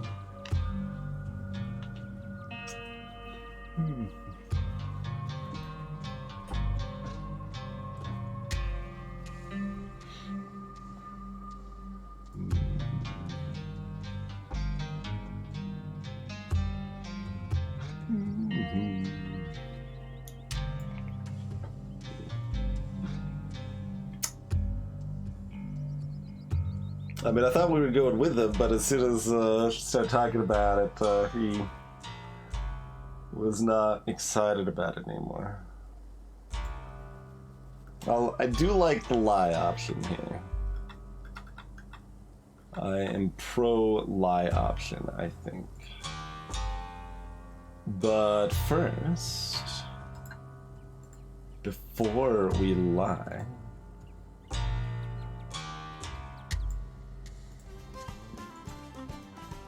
we will take a break.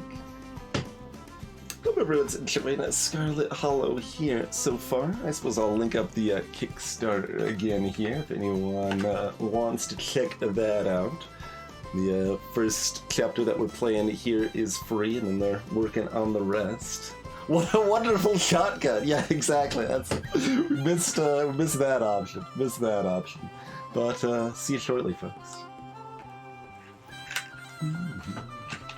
Hey, Mortius. The boxes will always be there. In your heart.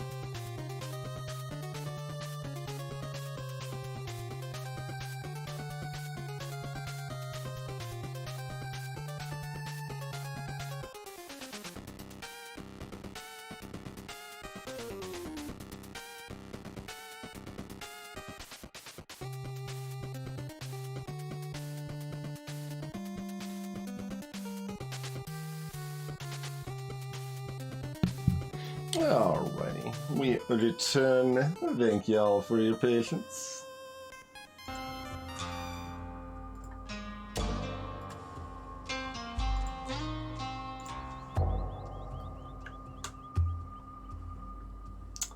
Alright. Lie. Okay, we'll go home. What? Good. I'm glad you've got some sense. Still need somebody like that around. But I've got a film tonight. The video needs to be out by tomorrow evening so I can keep on schedule. If I miss an update, I might lose my new sponsor. Who knows what that'll mean for my career. No, Stella. We should leave. We should leave, and we shouldn't come back. You turn and wink at Stella as subtly as you can. She immediately picks up what you're putting down. Alright, Duke. Maybe you've got a point. Come on, Homo. Let's go back to town. Maybe my viewers won't be too angry with me. Glad to hear you've finally seen some sense, Stella. You two run along now and stay safe.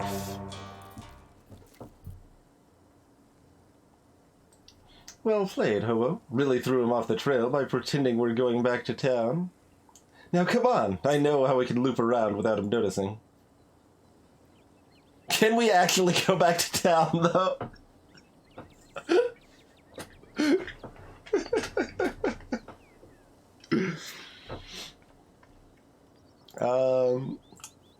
The trail's just up this way. Let's go.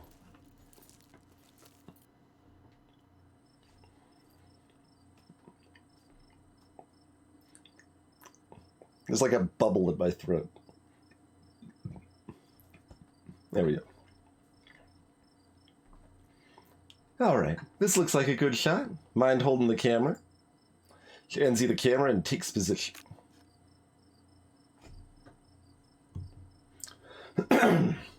As night falls, my new assistant, the mysterious Hobo, and I find ourselves on a high hill in the Blue Ridge Mountains, where we'll begin our hunt for the elusive yet pungent skunk ape.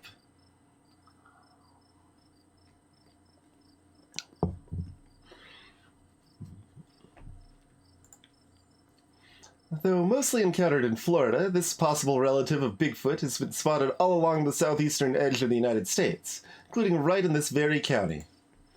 He's hoping we get a glimpse tonight. We'll check back once we're on the trail. Until then, stay searching, Stellars. Now you can take that camera off your hands for now. We'll be able to start the tracking scenes once the sun sets all the way.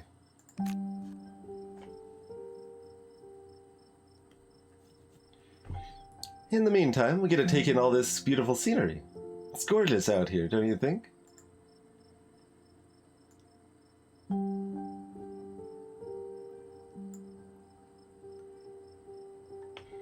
Yeah, sure. And this episode of Stella Unscripted is brought to you by Raid Shadow Legends.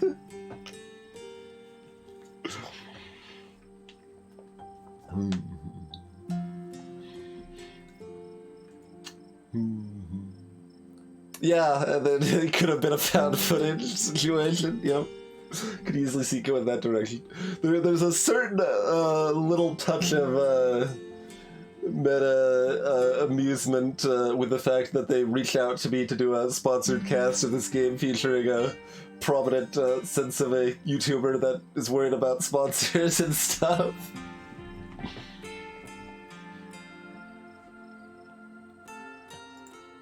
It's breathtaking. The air's so clean and fresh. I feel like I'm breathing for the first time. It is. I'm glad you came out here. Russian has no appreciation for beautiful mountain vistas, and it gets old saying wow into the empty expanse every time I come out here. It's nice to have someone to say wow with.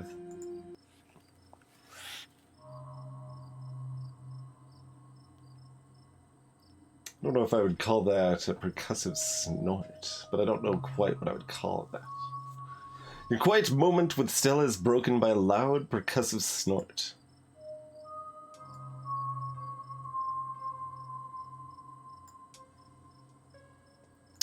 Death has come for me at last. Goodbye, cruel world.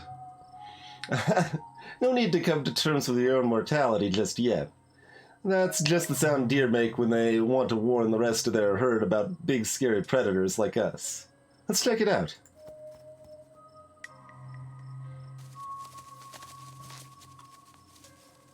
As you and Stella hear the footfalls of animals retreating into the wood, she reaches for her flashlight. A single deer remained behind, staring down the light of Stella's flashlight while Gretchen whines and pulls at her harness.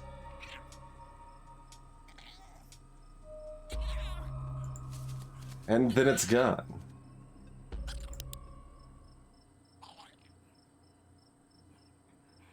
Please, Gretchen, calm down. You're gonna hurt yourself. She cannot handle deer. When she gets like this, I usually have to pick her up and hold her. She has a bad habit of slipping her harness when she wants to go after something. You're too much of a potato. And they don't make harnesses to fit potatoes, do they?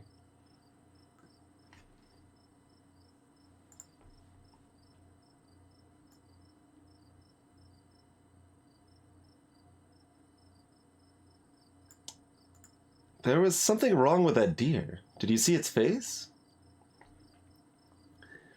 Now that you mention it, there was something a little off. I bet it was an abscess. Maybe a tumor? It's not like wild animals can get those taken care of, so they just get bigger and bigger. Poor thing. But there's not much we can do about it.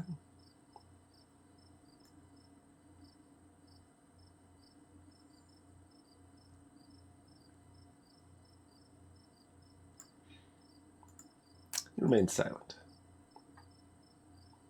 Hey, are you hungry? Now seems like a great time to take a snack break.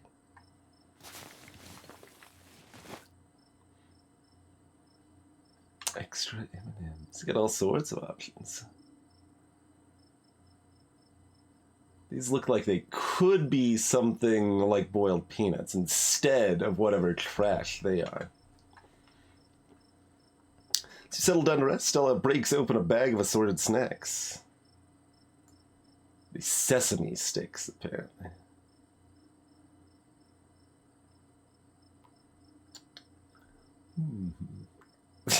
Yeah, exactly. It's like you've got. I got boiled peanuts. Like you didn't need to bring anything. I really wonder if the early game forces the peanuts on you. Like even if you turn them down, he's like, no, don't worry about it, and forces them into your hand. That's what I'm guessing. But I'm kind of hoping that you have to actually accept the peanuts to have them for the rest of the game to constantly offer them to people.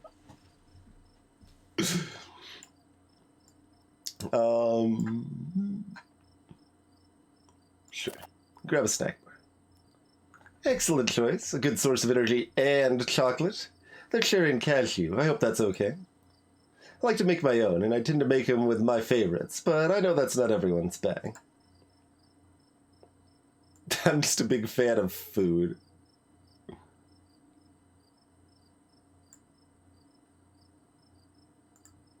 What can I say? I'm just a big fan of food in general, and those look great. Thank you. I have so many great recipes I can make for you this week. You'll definitely be well fed by the time you head home.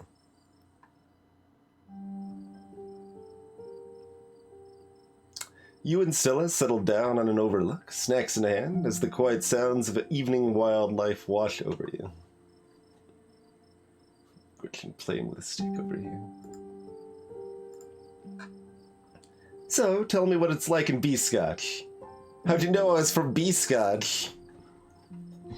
Just have a way of knowing these things when humans like me fall down here. Do you have a house? An apartment?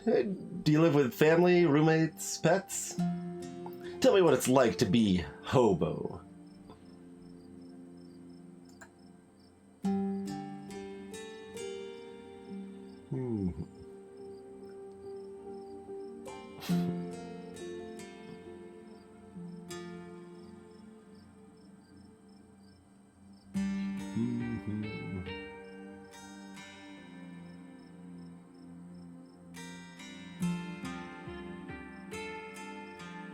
This game is verbose enough that it feels a little weird that she knows about B-Scotch.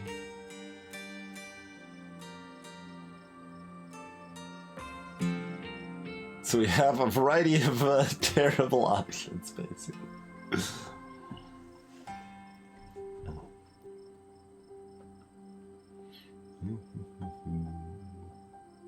Who do we think Hobo is?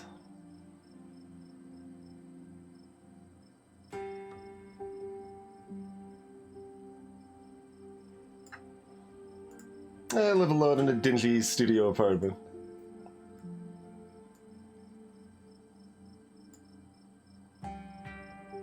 And it's a mixed bag. At first it was kind of nice to finally have space that was just mine, but now it feels cramped.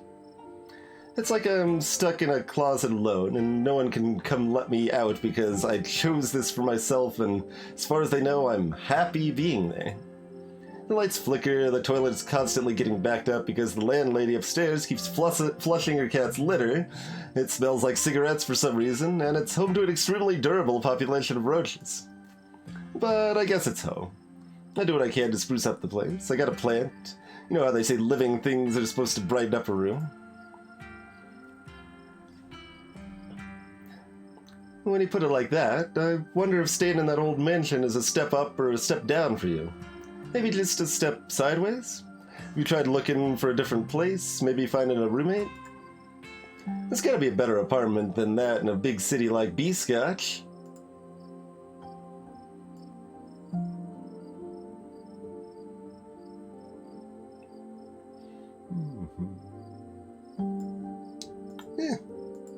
Shrug. Sorry to pry. So, what do you do for a living?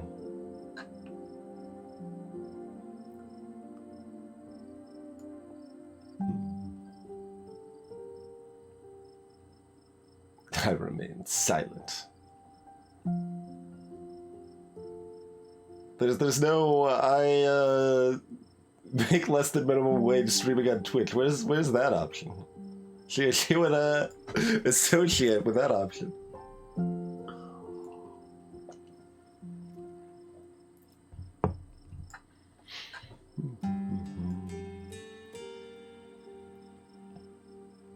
This one feels the most like the PC or MC, I guess that's the visual novel parlance, right? Main character.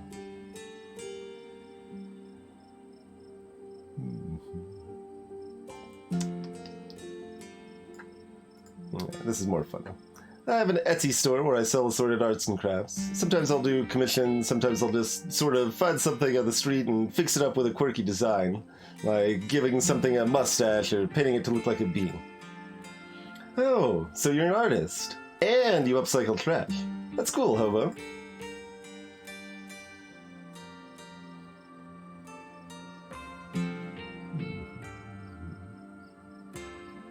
Remain silent. You let Stella's compliment hang gently over the sounds of nature. A crisp breeze passes over you.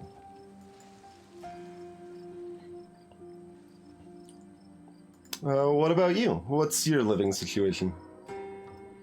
Gretchen and I live in a little house just outside of town. It's actually the house I grew up in, so it has a lot of pleasant memories attached to it, and I'm glad I could keep it in the family. My great-great-grandfather built that house, and he must have done a great job because it's just as sturdy as it's ever been.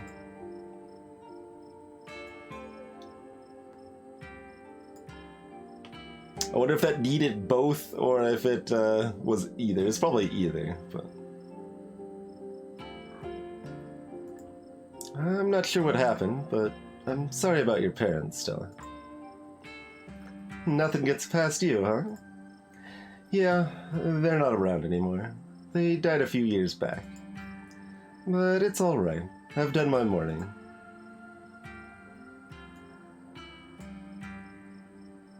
Jesus.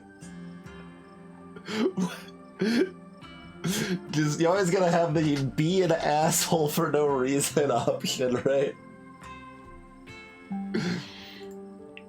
What were they like? Did you get along? They were amazing. Two of the nicest people you'd ever meet, and interesting, too. My dad was a bit of a regional legend among hunters and trappers. He was always out in the woods on the trail of something, and we certainly had some interesting dinners because of him. He had to learn how to fend for himself, you see, since his family didn't have much growing up.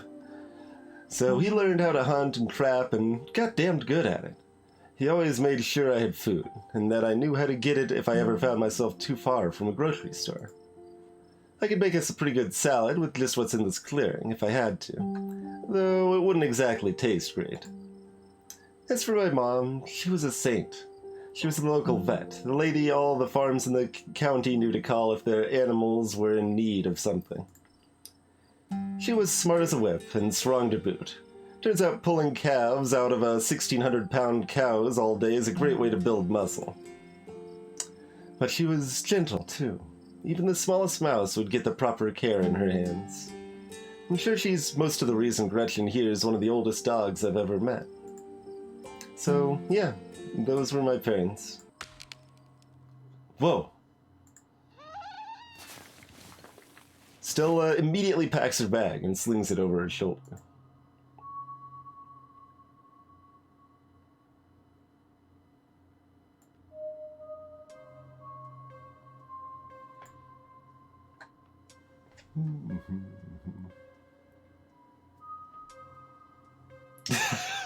Yeah, that'd be a good response, Upswitch.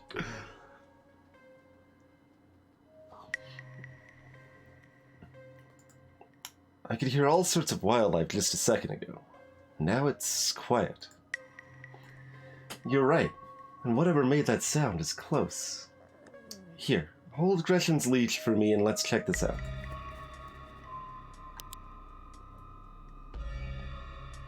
Why aren't you filming right now? You and Stella inch toward the tree line and she shines her flashlight into the brush. As you approach, a series of weak clucks call out from a nearby bush.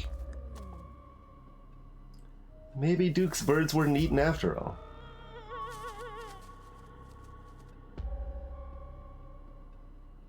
What the hell was that? Hang on, I gotta play that back. Holy shit. Guessing it must be maybe 2-3 feet tall? Doesn't look hairy either, so I think we can rule out skunking.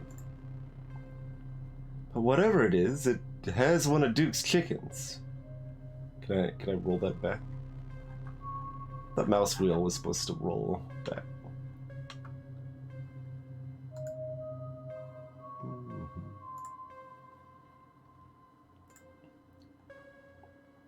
It looks like it's headed north. Let's go after it. Can we do it at a stop? No.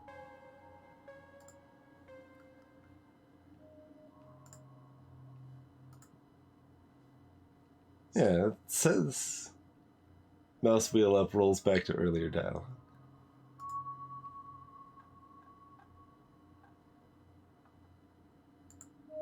Can't go there.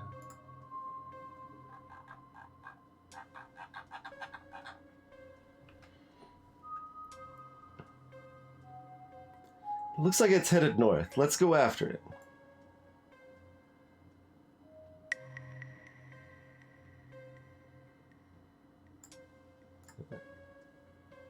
You follow Stella, she sprints into the unknown, Gretchen excitedly pulling you along by her leash.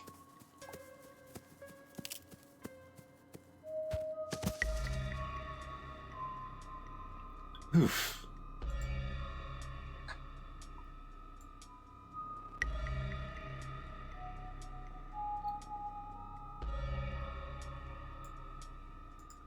Are you okay? Yeah, I'm alright. I just tripped on something weird. Oh no, that poor thing. It must have been one of Duke's. Oh, Jesus, it's still alive.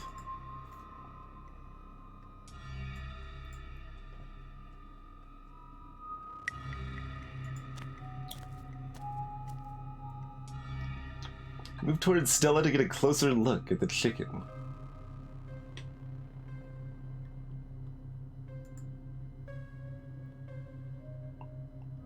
Don't let Gretchen get too close. She'll try to take a bite if you don't stop her. Hold Gretchen's leash close to your chest. She seems nervous, squirming slightly against her harness.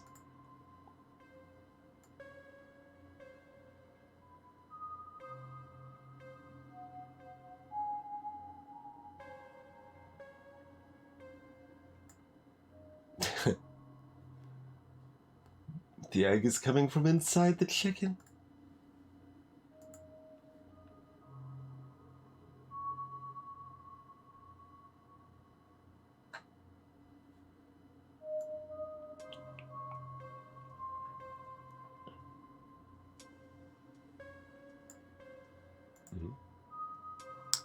Good God.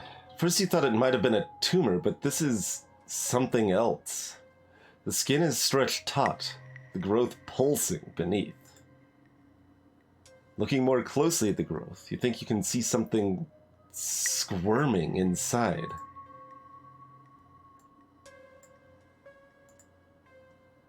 Its poor little chicken eyes look up at you, glazed over, but still rolling around in their sockets with unfortunate life. Looks like this is what Stella slipped on. The wing is barely still attached, but that seems to be the least of the chicken's concerns. Having investigated to your heart's content, you turn away to give Stella room to fill.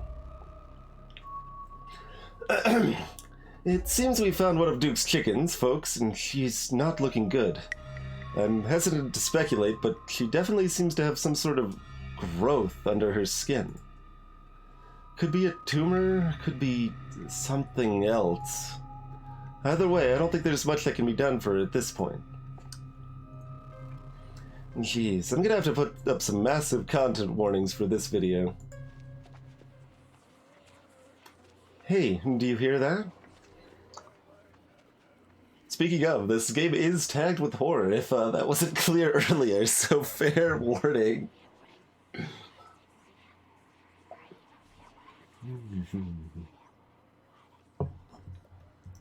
Hey, motherboards.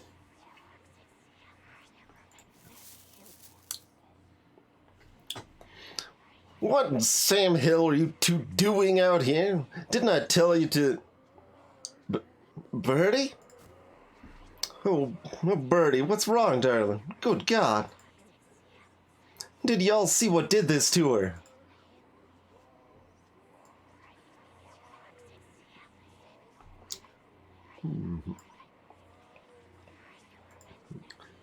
Duke, we're on the same team here. We both want to know what happened to Birdie as much as you do right now, so we'll get to the bottom of this, I promise. We were on the trail when we found her, like this. Whatever did this to her, I think we can hear them in the trees.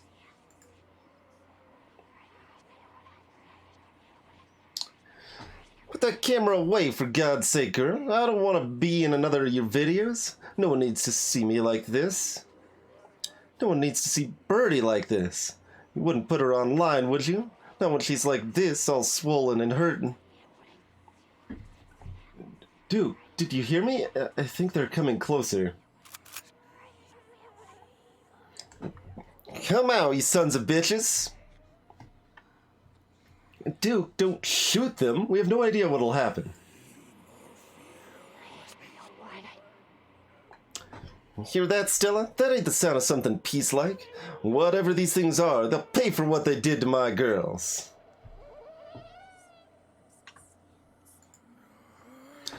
Come on, you, whatever your name is, grab that flashlight and help me line up a good shot. As the creatures of the tree line grow louder and more numerous, Gretchen violently strains against her harness.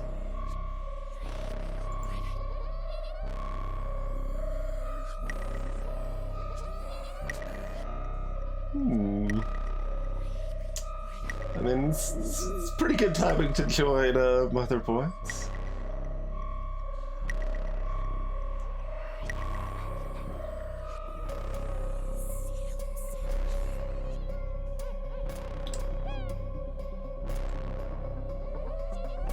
You know Gretchen's gone if we don't go for Gretchen.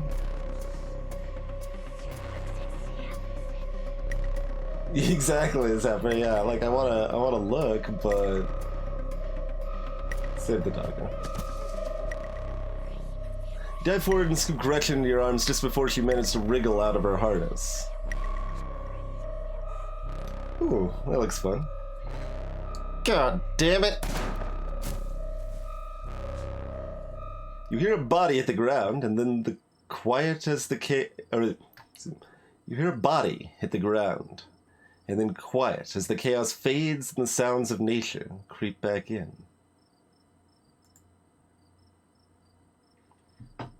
Gretchen? Hobo? Duke? Are you all right?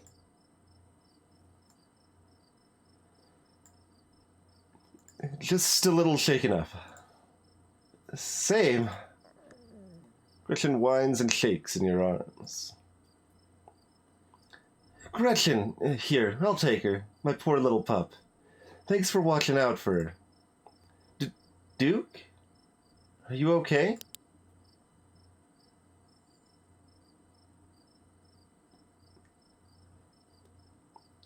Oh my god. Oh my god, Duke! Holy shit! What do we do now? What the hell are we supposed to do? Oh god.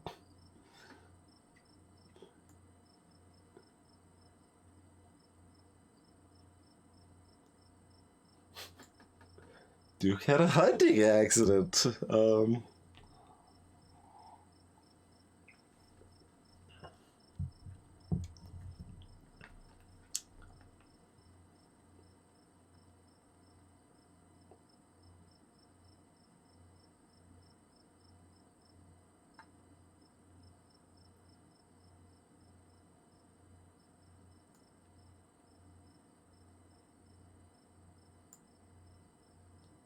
Stand in stunned silence.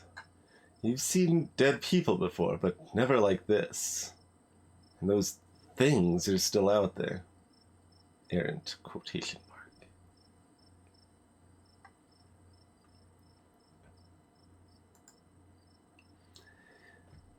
Yeah. This is a lot. We're in way over our heads.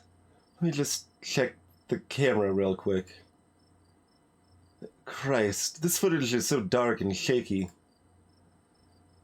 I hate to say it, but people need to know what happened here, Hobo. Duke's family deserves closure. Other people deserve to know what's out here. We need more footage. Come on, let's go after them before we lose our chance.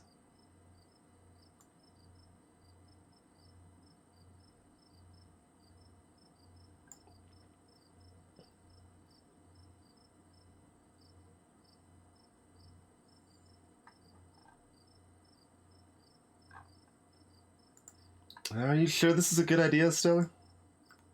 Nope.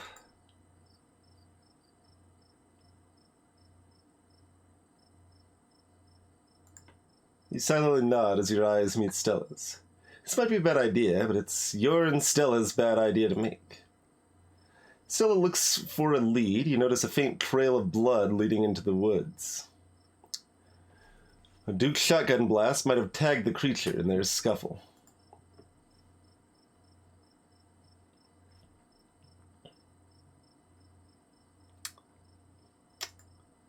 Stella, look at those bloodstains. I think we have a trail to follow. You're right. Duke must have tagged one of them before he... Let's go before the trail is cold.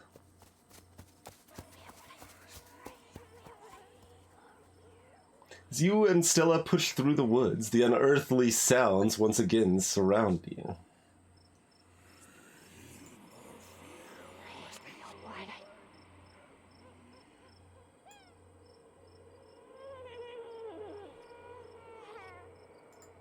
Oh god, they're back.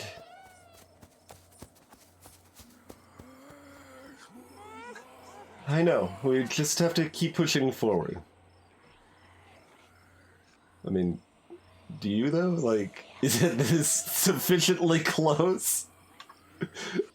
Like, get some footage, maybe start leaving? Offer them some peanuts, something.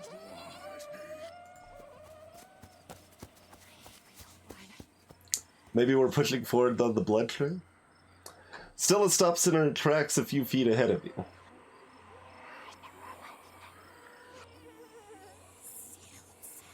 Holy shit. I think I'm gonna be sick. Oh god. The shrieks pull back into steady whispers as you and Stella stumble upon the putrid bodies of dozens of dead and dying animals.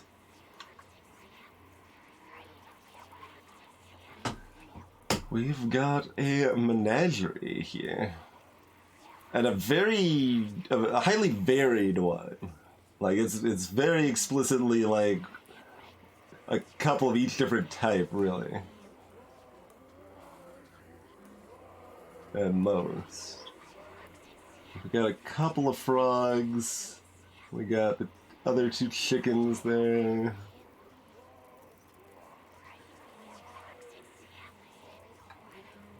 I caught a bird too. There's another bird there. A couple of rats. A couple of hares.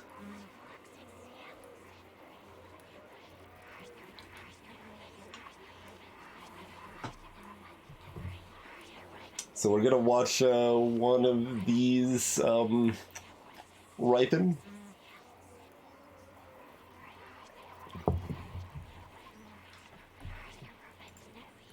Sinking realization pulls at your gut. This is their nest, and you are surrounded. More of those swellings. All the animals here have them. Or had them.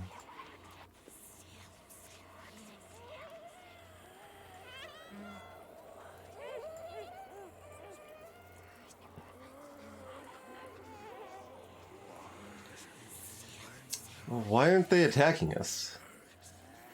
I have no idea, but I think we have enough footage. Let's get the hell away from this nest before they change their tune.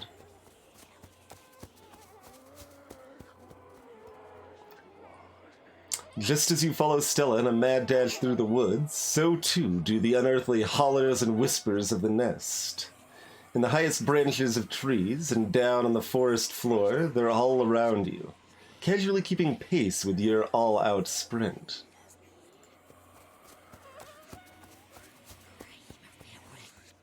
We're almost there.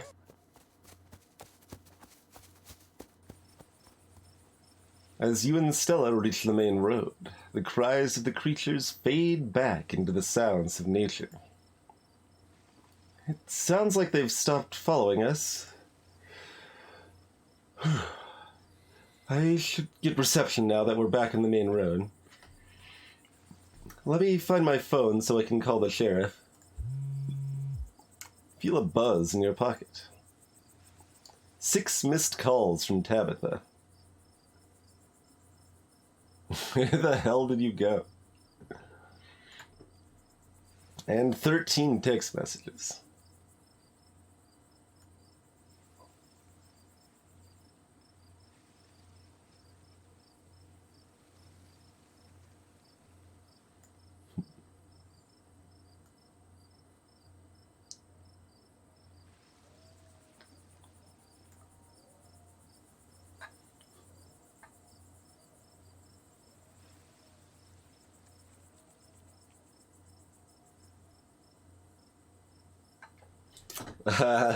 Well, I mean, if Duke is...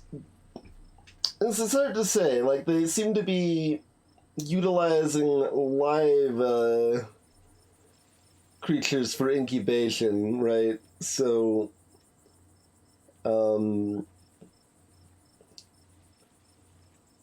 Duke is pretty already dead here, so I don't know if he's useful for incubation, so he might still be where they left him when other people come back.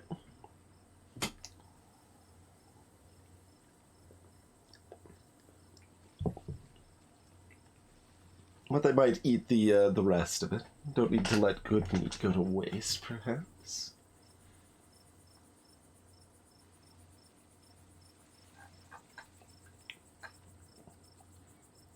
Call her and offer her some peanuts.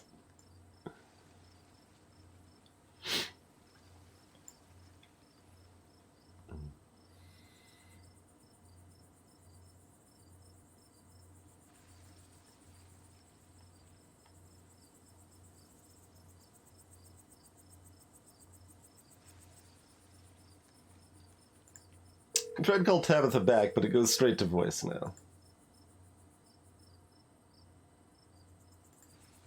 Alright, you text Tabitha back and let her know you're okay. Your message sits unread.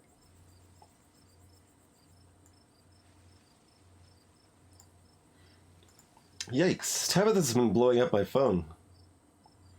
I guess she must be worried about you. But, first things first, let's call the police. Stella pulls out her phone and dials. Hello, Earl? It's Stella Richmond. I'm up the mountain on the Asgina Trail. Duke is dead, Earl. Shotgun. It happened right in front of us. There's something in the woods. You gotta hurry. Okay, yeah. Are they really gone? Yeah, I think we're okay, but hurry. Jesus, Earl, who's gonna tell Bo? I guess now we wait.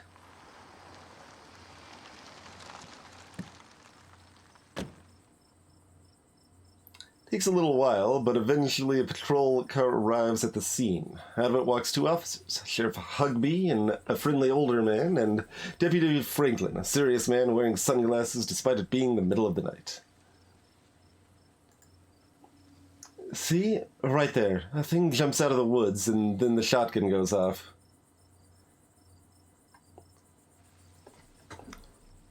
What? Sam Hill? What is that? Some kind of Pillsbury Doughboy? Could have been a naked maniac. As the video reveals the creature's nest, Franklin ever so slightly lowers his sunglasses. Or a whole bunch of naked maniacs. What the heck is that? Some sort of crop circle? They killed Duke. Uh-huh. Now we're gonna have to confiscate this camera, Miss Richmond, if you don't mind. This is evidence. But okay. Let me just turn it off to save the battery. As Stella fiddles with the camera, you notice her pop out the memory card and slide it up her sleeve. Here you go, Deputy Franklin. We appreciate your compliance with the law. We'll get a team out in the morning to retrieve the body, but for now, Sheriff Hugby and I... Please, call me Earl. Earl and I will escort you and... Who are you exactly? That's some hobo. They came him into town for the funeral. Hobo? As in...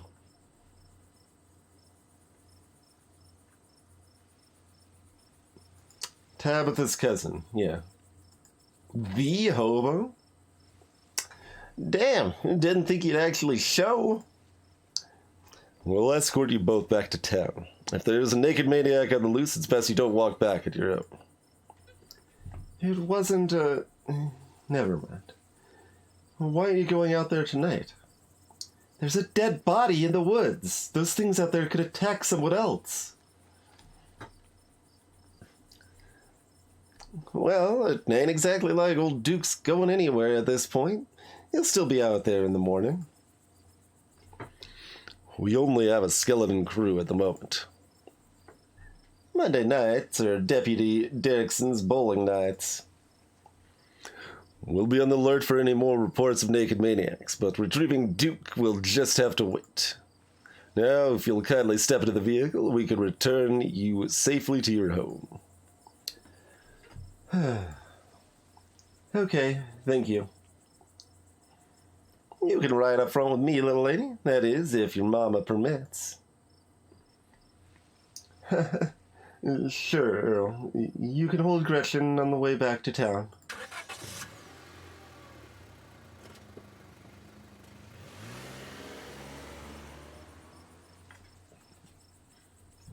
The old guy had the same skin tone as his creatures.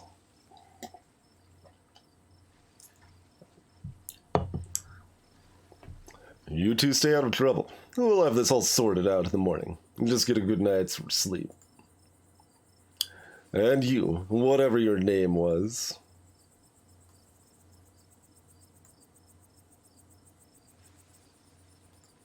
You say nothing. Sure. You're in town for the funeral? Good. Don't you go leaving before then. Imagine we'll need to ask you a few questions about everything you've seen tonight. Stella, keep an eye on them for us. Make sure they don't get into any more trouble. You'll have a good night now. Bye-bye, Gretchen, and you'll have a lovely evening. If any bugaboos give you trouble, you know how to get in touch. And here you are, back in town, away from the woods, with no one but Stella in sight.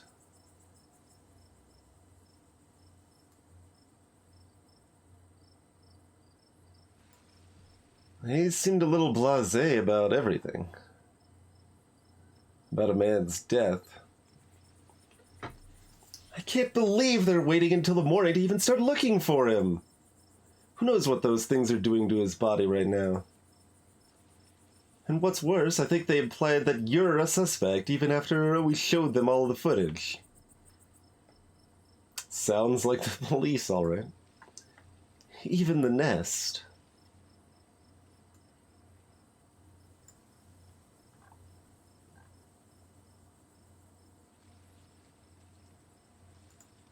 You say nothing, response. But it's okay. I'm not going to let anything bad happen to you. I was there. I filmed the whole thing. At the very least, it'll never hold up in court. And it won't get to that point either, because we're going to do a little investigating of our own. We've got to find out more about these things. If we can get clear footage, or better yet, trap one of them, there's no way they can blame you for what happened. The library doesn't open for a while, but I've read every book on cryptids they have and never came across anything like this. There is someone in town who might have some useful information. I'm a little surprised we didn't have a street smart option like that. Observation.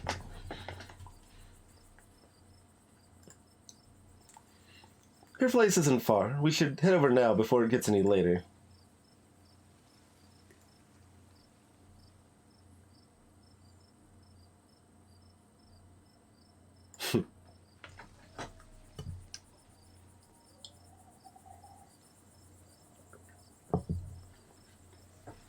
I mean, we did try to call Tabitha. They're probably busy or asleep at this point.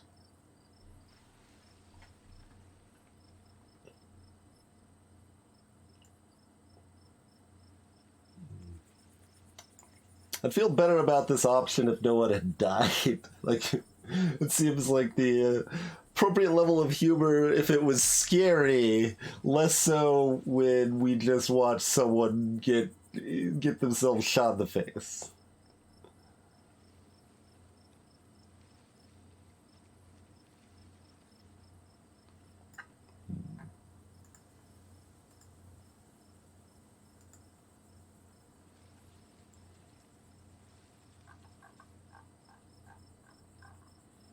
This is kind of a middle option. Does that...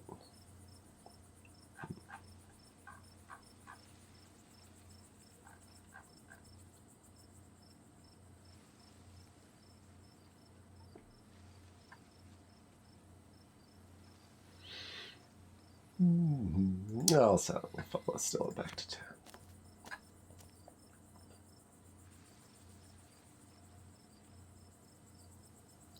General store. This must be where Stella's friend Kanika lives.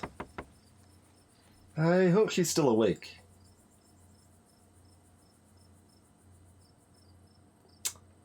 Out of the corner of your eye, you spot a shadowy figure staring at you from across the road. You didn't hear it approach. See, this side of the road has this is the same road. This road has markings on both sides. We don't have image consistency. Oh no. Minor elements are not exactly the same.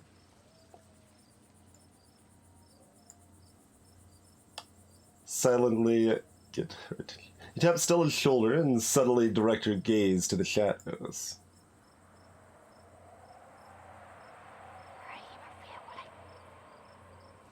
Is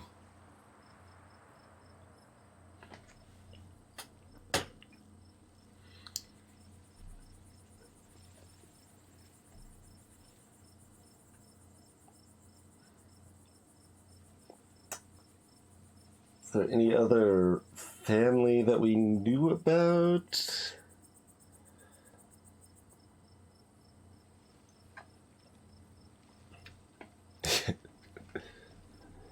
Return the slab.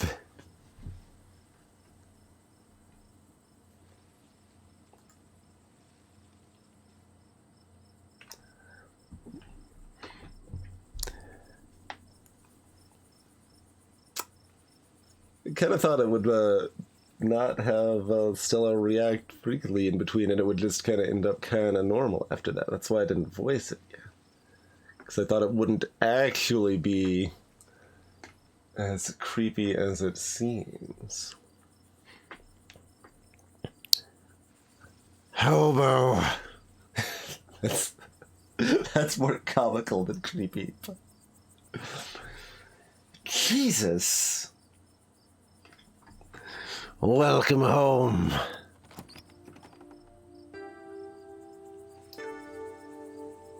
Before you can respond, the door behind you swings open. A middle-aged woman stands in the entryway.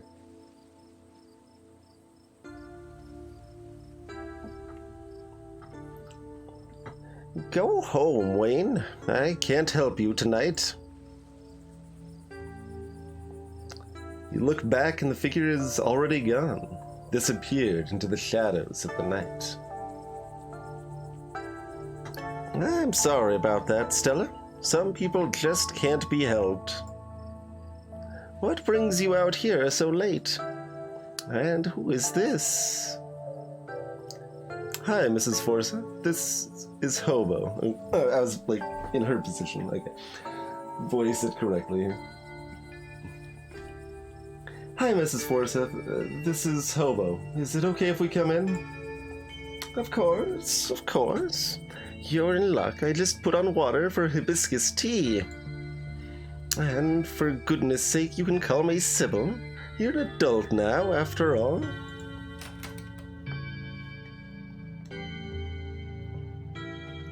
Welcome to my little nook.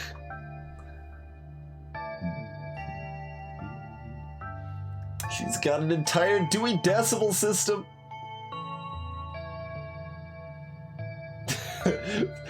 When I first glanced at this, I thought that said, "Tea is a lie!" No, not quite. Not quite what it says. It's nice to finally meet you, Hobo. I was so sorry to hear about your mother. Vivian was such a lovely soul, and she's been sorely missed in the holler. And now poor Pearl Ann is gone as well. Do let me know if there's anything you need while you're in town.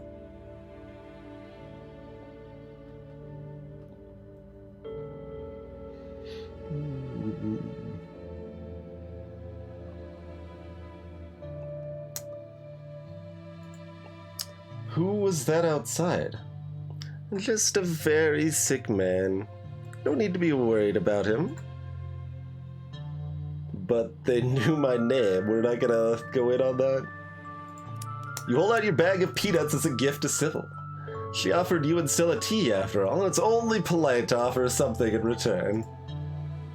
Oh my, thank you for the kind offer, dear, but I'm afraid it's far too late for me to have something so salty, you see.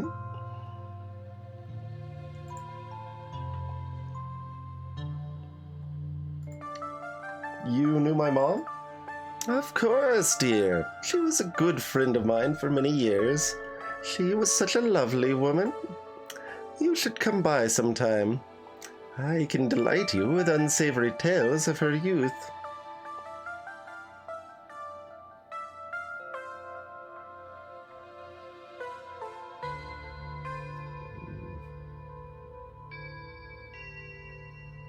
Yeah, maybe Wayne would have accepted our peanuts. I've never met Pearl Ann. You don't have to pass on your condolences to me. I have no feelings about the woman. Ha! That's fair, child, but it seemed like the right thing to do. How did you know my mom had died? Oh, Pearl Ann was a chatty woman. Not much went on that I wouldn't get an earful of, bless her heart. Sybil reaches over and pats your hand delicately. Hers feels like soft parchment paper, dry but soothing. Now, what's got you here so late, you two? You seem troubled. You know about weird stuff, right? Unexplainable stuff? I'm not so sure I follow, dear. I know which oils to use for which aches. I know a bit about classical spiritualism. Just what sort of unexplainable things are you talking about? Duke was killed tonight by something in the woods. Oh, my lord. Have you contacted the police? Yes, and they didn't take it very seriously. They're not even looking for the body until tomorrow. Those things out there, I don't even know how to describe them. I can't say I know much about local wildlife. My daughter's always had a brighter gift for nature than I. This wasn't the local wildlife, Miss Forsyth. Here, I can show you. Stella pulls out the memory card she'd swiped from her camera and pops it into her phone. I wasn't about to just let the police hold on to this. At least not before we had a chance to make a copy.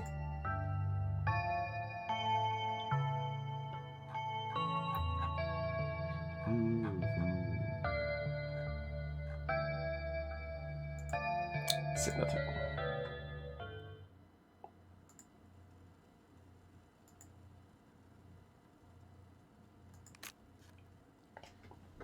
Where was this? Up the mountain to the northwest. Oh, the T's going off. I was like, what the hell is that noise?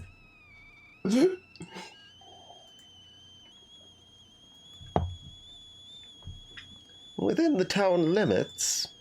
Yes. I see. Is there a way to make the video bigger and louder if you can? I'd need to plug the memory card into a computer. I could go back and get mine. No need. Kanika should still be awake. She can lend us hers. You'd better come with, Stella. I'm sure she'll be more willing to help a friend than her nosy mother.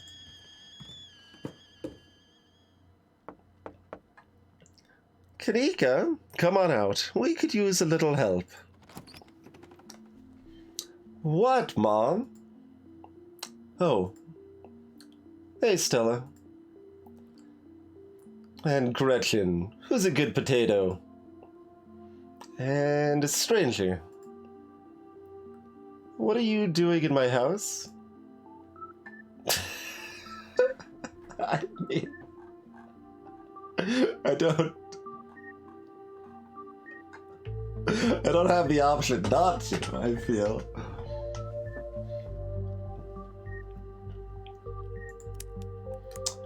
You hold out your boiled peanuts. Generosity is the best way to make new friends. No. Tabitha's cousin? Yep. Sweetie, we were wondering if we could borrow your laptop. Stella and her friend have a video to show us. It's really important, Kanika. Okay. My room's a mess. I'll just bring it out there.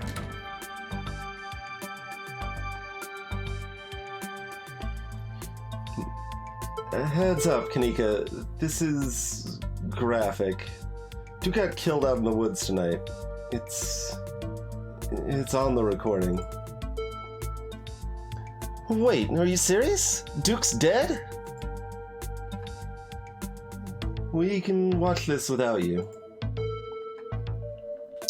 You know I have a harder stomach than any of our friends. I'm pressing play. Silence washes over the room as the video plays.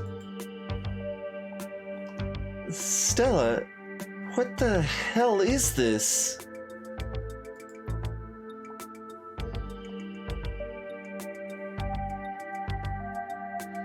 Rocking the Sailor Moon shirt. I'm sorry either of you had to see this, but Hobo and I have no idea how to make heads or tails of it. Stella, are you okay? Did you get hurt? I'm fine. Really, I'm okay.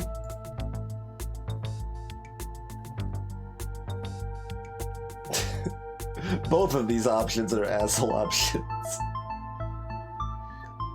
Well, that little bit of melody there sounded kind of like Binding of Isaac.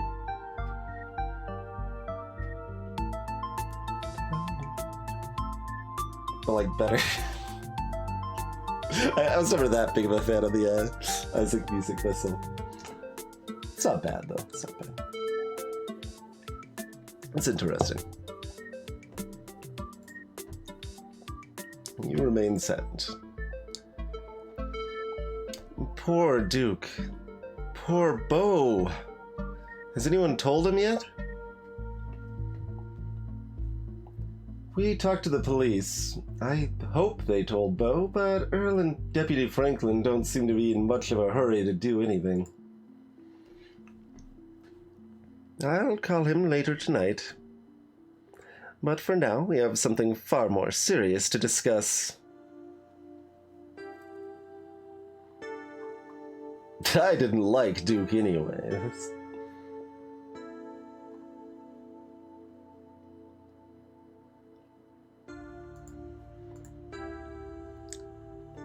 These things, my grandmother called them ditchlings. They are a terrible omen, a sight of great suffering and destruction to come.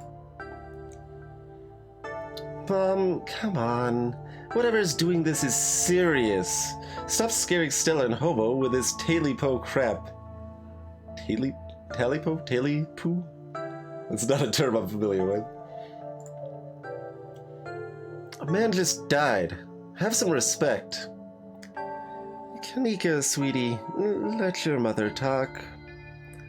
The creatures themselves are harmless to people, despite that grisly scene in the woods. How can you say that? Duke is dead. An unfortunate accident and nothing more. Just as birds flock before a storm, the ditchlings congregate where tragedy is soon to fall. To see one is to be cursed by fate. To see so many in one place is... Sybil holds her silence. Jesus, Mom, they've clearly had a rough night. They don't need this. It's okay, Kanika. This is helpful. Stella, whatever these things are, they aren't magic. We can't rule that out. Not after what we saw. But fine, let's focus on what we know. Whatever they are, they're doing something to these animals. You saw that nest. What were those growths?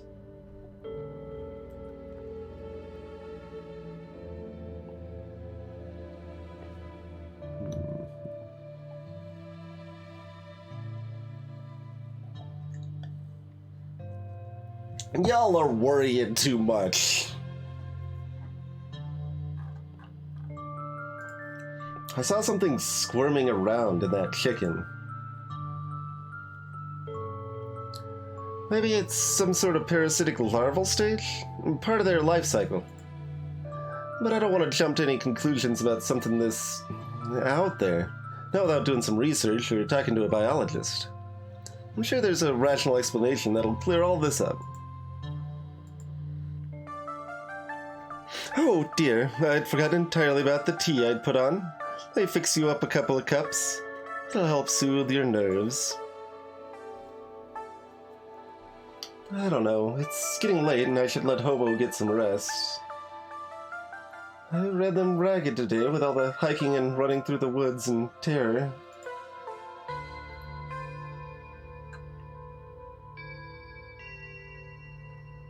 Thank God, let this miserable night end. This one only has one advance forward, like direct advance forward. Yeah. I can stay up. This is important. Okay, maybe it's that I'm eager to get home and start doing some research. Let's go around my usual forums to see if anyone has any information on ditchlings. Is that what you called them? That's right. You go on home now and do try to get some rest. Don't stay up all night on the online. Let me get you some of my house-made peppermint tea to go. It really does wonders to soothe the soul. Bye, Stella. I'll see you tomorrow, okay? And call me if you need to talk. Thanks, Kanika. I'll see you. Bye, Hobo.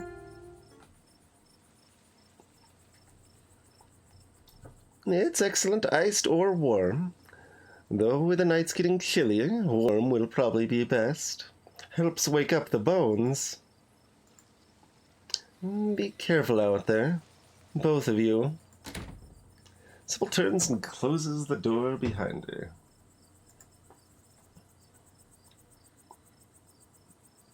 Alrighty, let's head back home. My home, I mean. And here we are. You're welcome to stay the night if you want.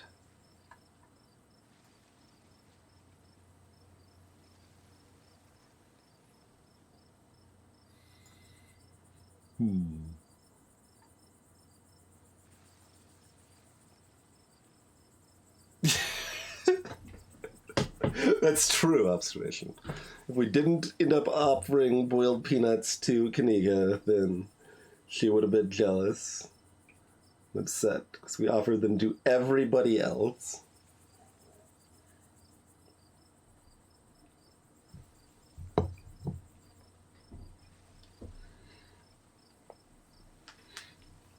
I'm guessing this is the, approximately the final decision of Chapter 1 here.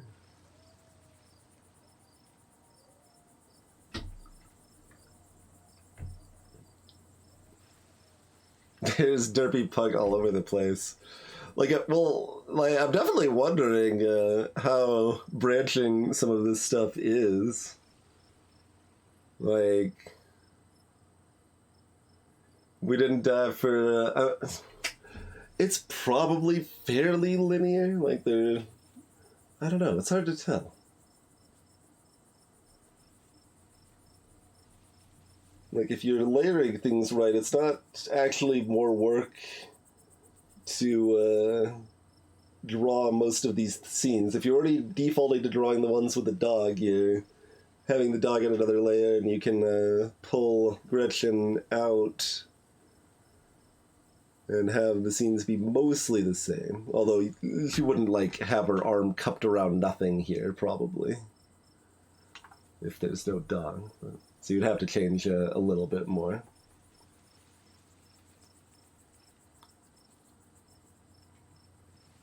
I don't think he survives if we go for the flashlight salto. I mean, given, what Sybil just said, for example. She said how they aren't directly harmful to humans. I kind of assumed that if he wasn't trying to shoot them, he wouldn't have died? I don't know. There's a few ways that can be processed, but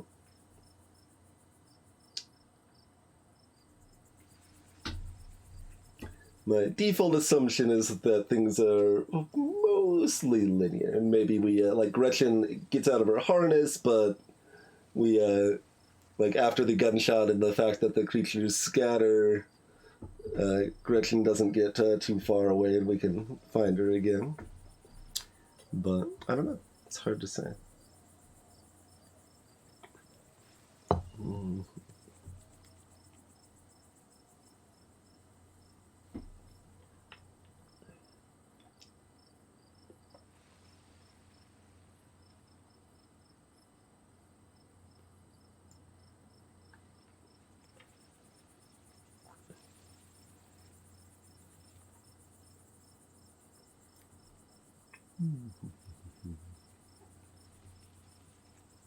I mean, hopefully we message Tabitha rather than just like having the one message, "Hey, I'm fine," and no explanation at all.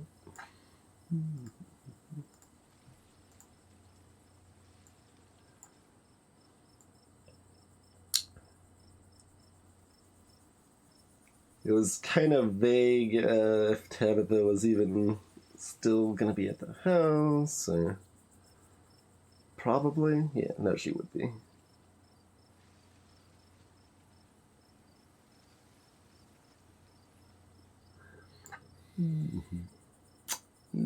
Sure.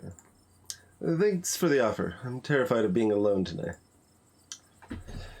Yeah, no kidding. I can't say I was looking forward to it myself. It doesn't take long for Stella to fix up the guest room for you. Well, it's certainly smaller than its counterpart at the estate. It's far better cared for. Make yourself at home.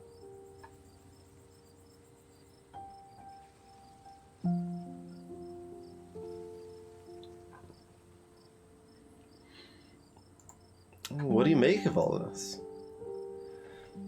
Gosh, I don't even know where to begin. Those creatures are out there and Duke is dead. I know that some of the things Sybil said were a little wild, but if she is right and they are an omen, maybe we can change things and stop whatever's brought them here before it happens.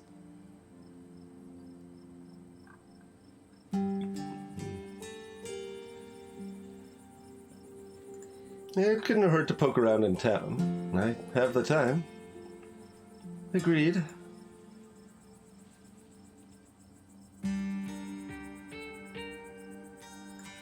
You know you didn't have to do all this, right? You don't have to worry about that. I'm glad the gas room is finally getting some use. Who is that guy outside of Sybil's? I've never been snuck up on like that before. Wayne? I haven't really gotten to know the guy. I think he works in the mine. Might be worth looking into him.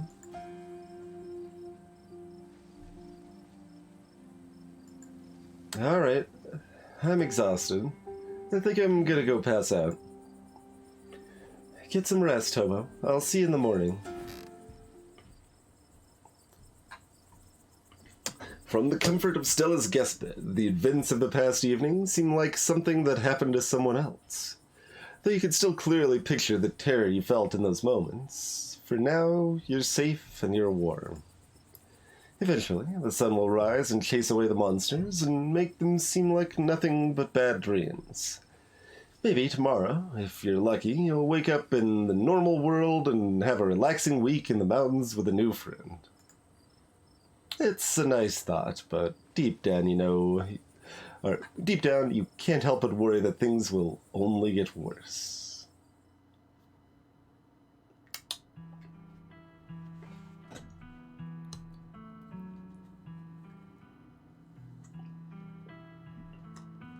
Cool.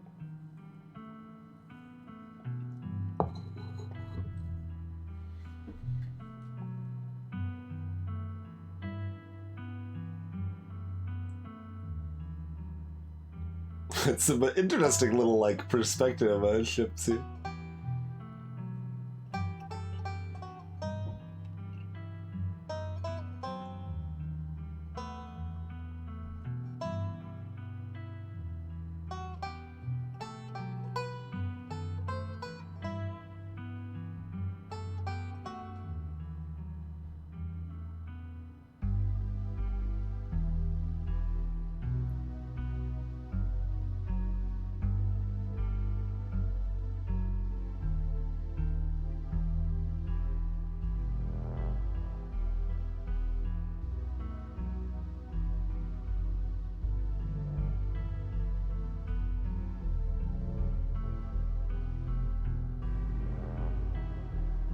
Okay. The jack-o'-lantern felt kind of weird.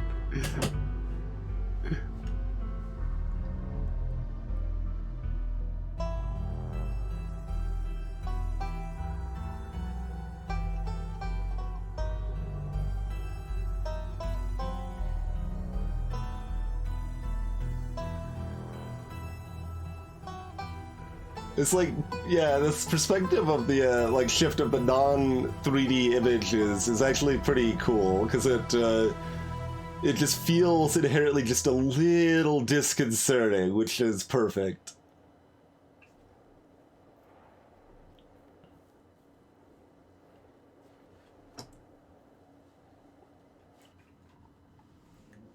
Cool. Cool. Yep, we didn't explore more of that. I mean, there's lots of side stuff we could have done that we didn't. So even in Chapter 1, there was a lot of content we did not explore, certainly. But yeah, Episode 1 here is free to play on Steam. So if anyone else wanted to check it out there, you're certainly welcome to. Otherwise, here is the link in chat again for the Kickstarter. And yeah, looks like it's going pretty well. And they've got some stretch goals available there as well. It's definitely one of the more... I mean, to be fair, I have not played very many pure visual novels, right? But it's interesting, yeah. Like, the narrative is pulling me in, and I am interested in seeing more. So that was a cool little one to do a sponsored cast of there. And it's also, right, it's a visual novel game that isn't just, like, anime art, right? Not to, like, denigrate that, right? Like, I'm not saying that's a bad thing or anything. I'm just saying that's kind of the norm, probably. And there's a bit more unique style to this than a lot of them. If you'd like to continue with this world state in Episode 2, save your game now. Okay. Will do.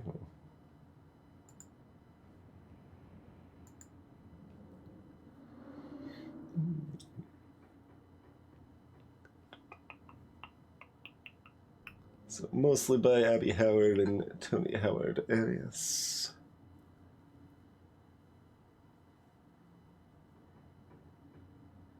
Diddling voices. Nice.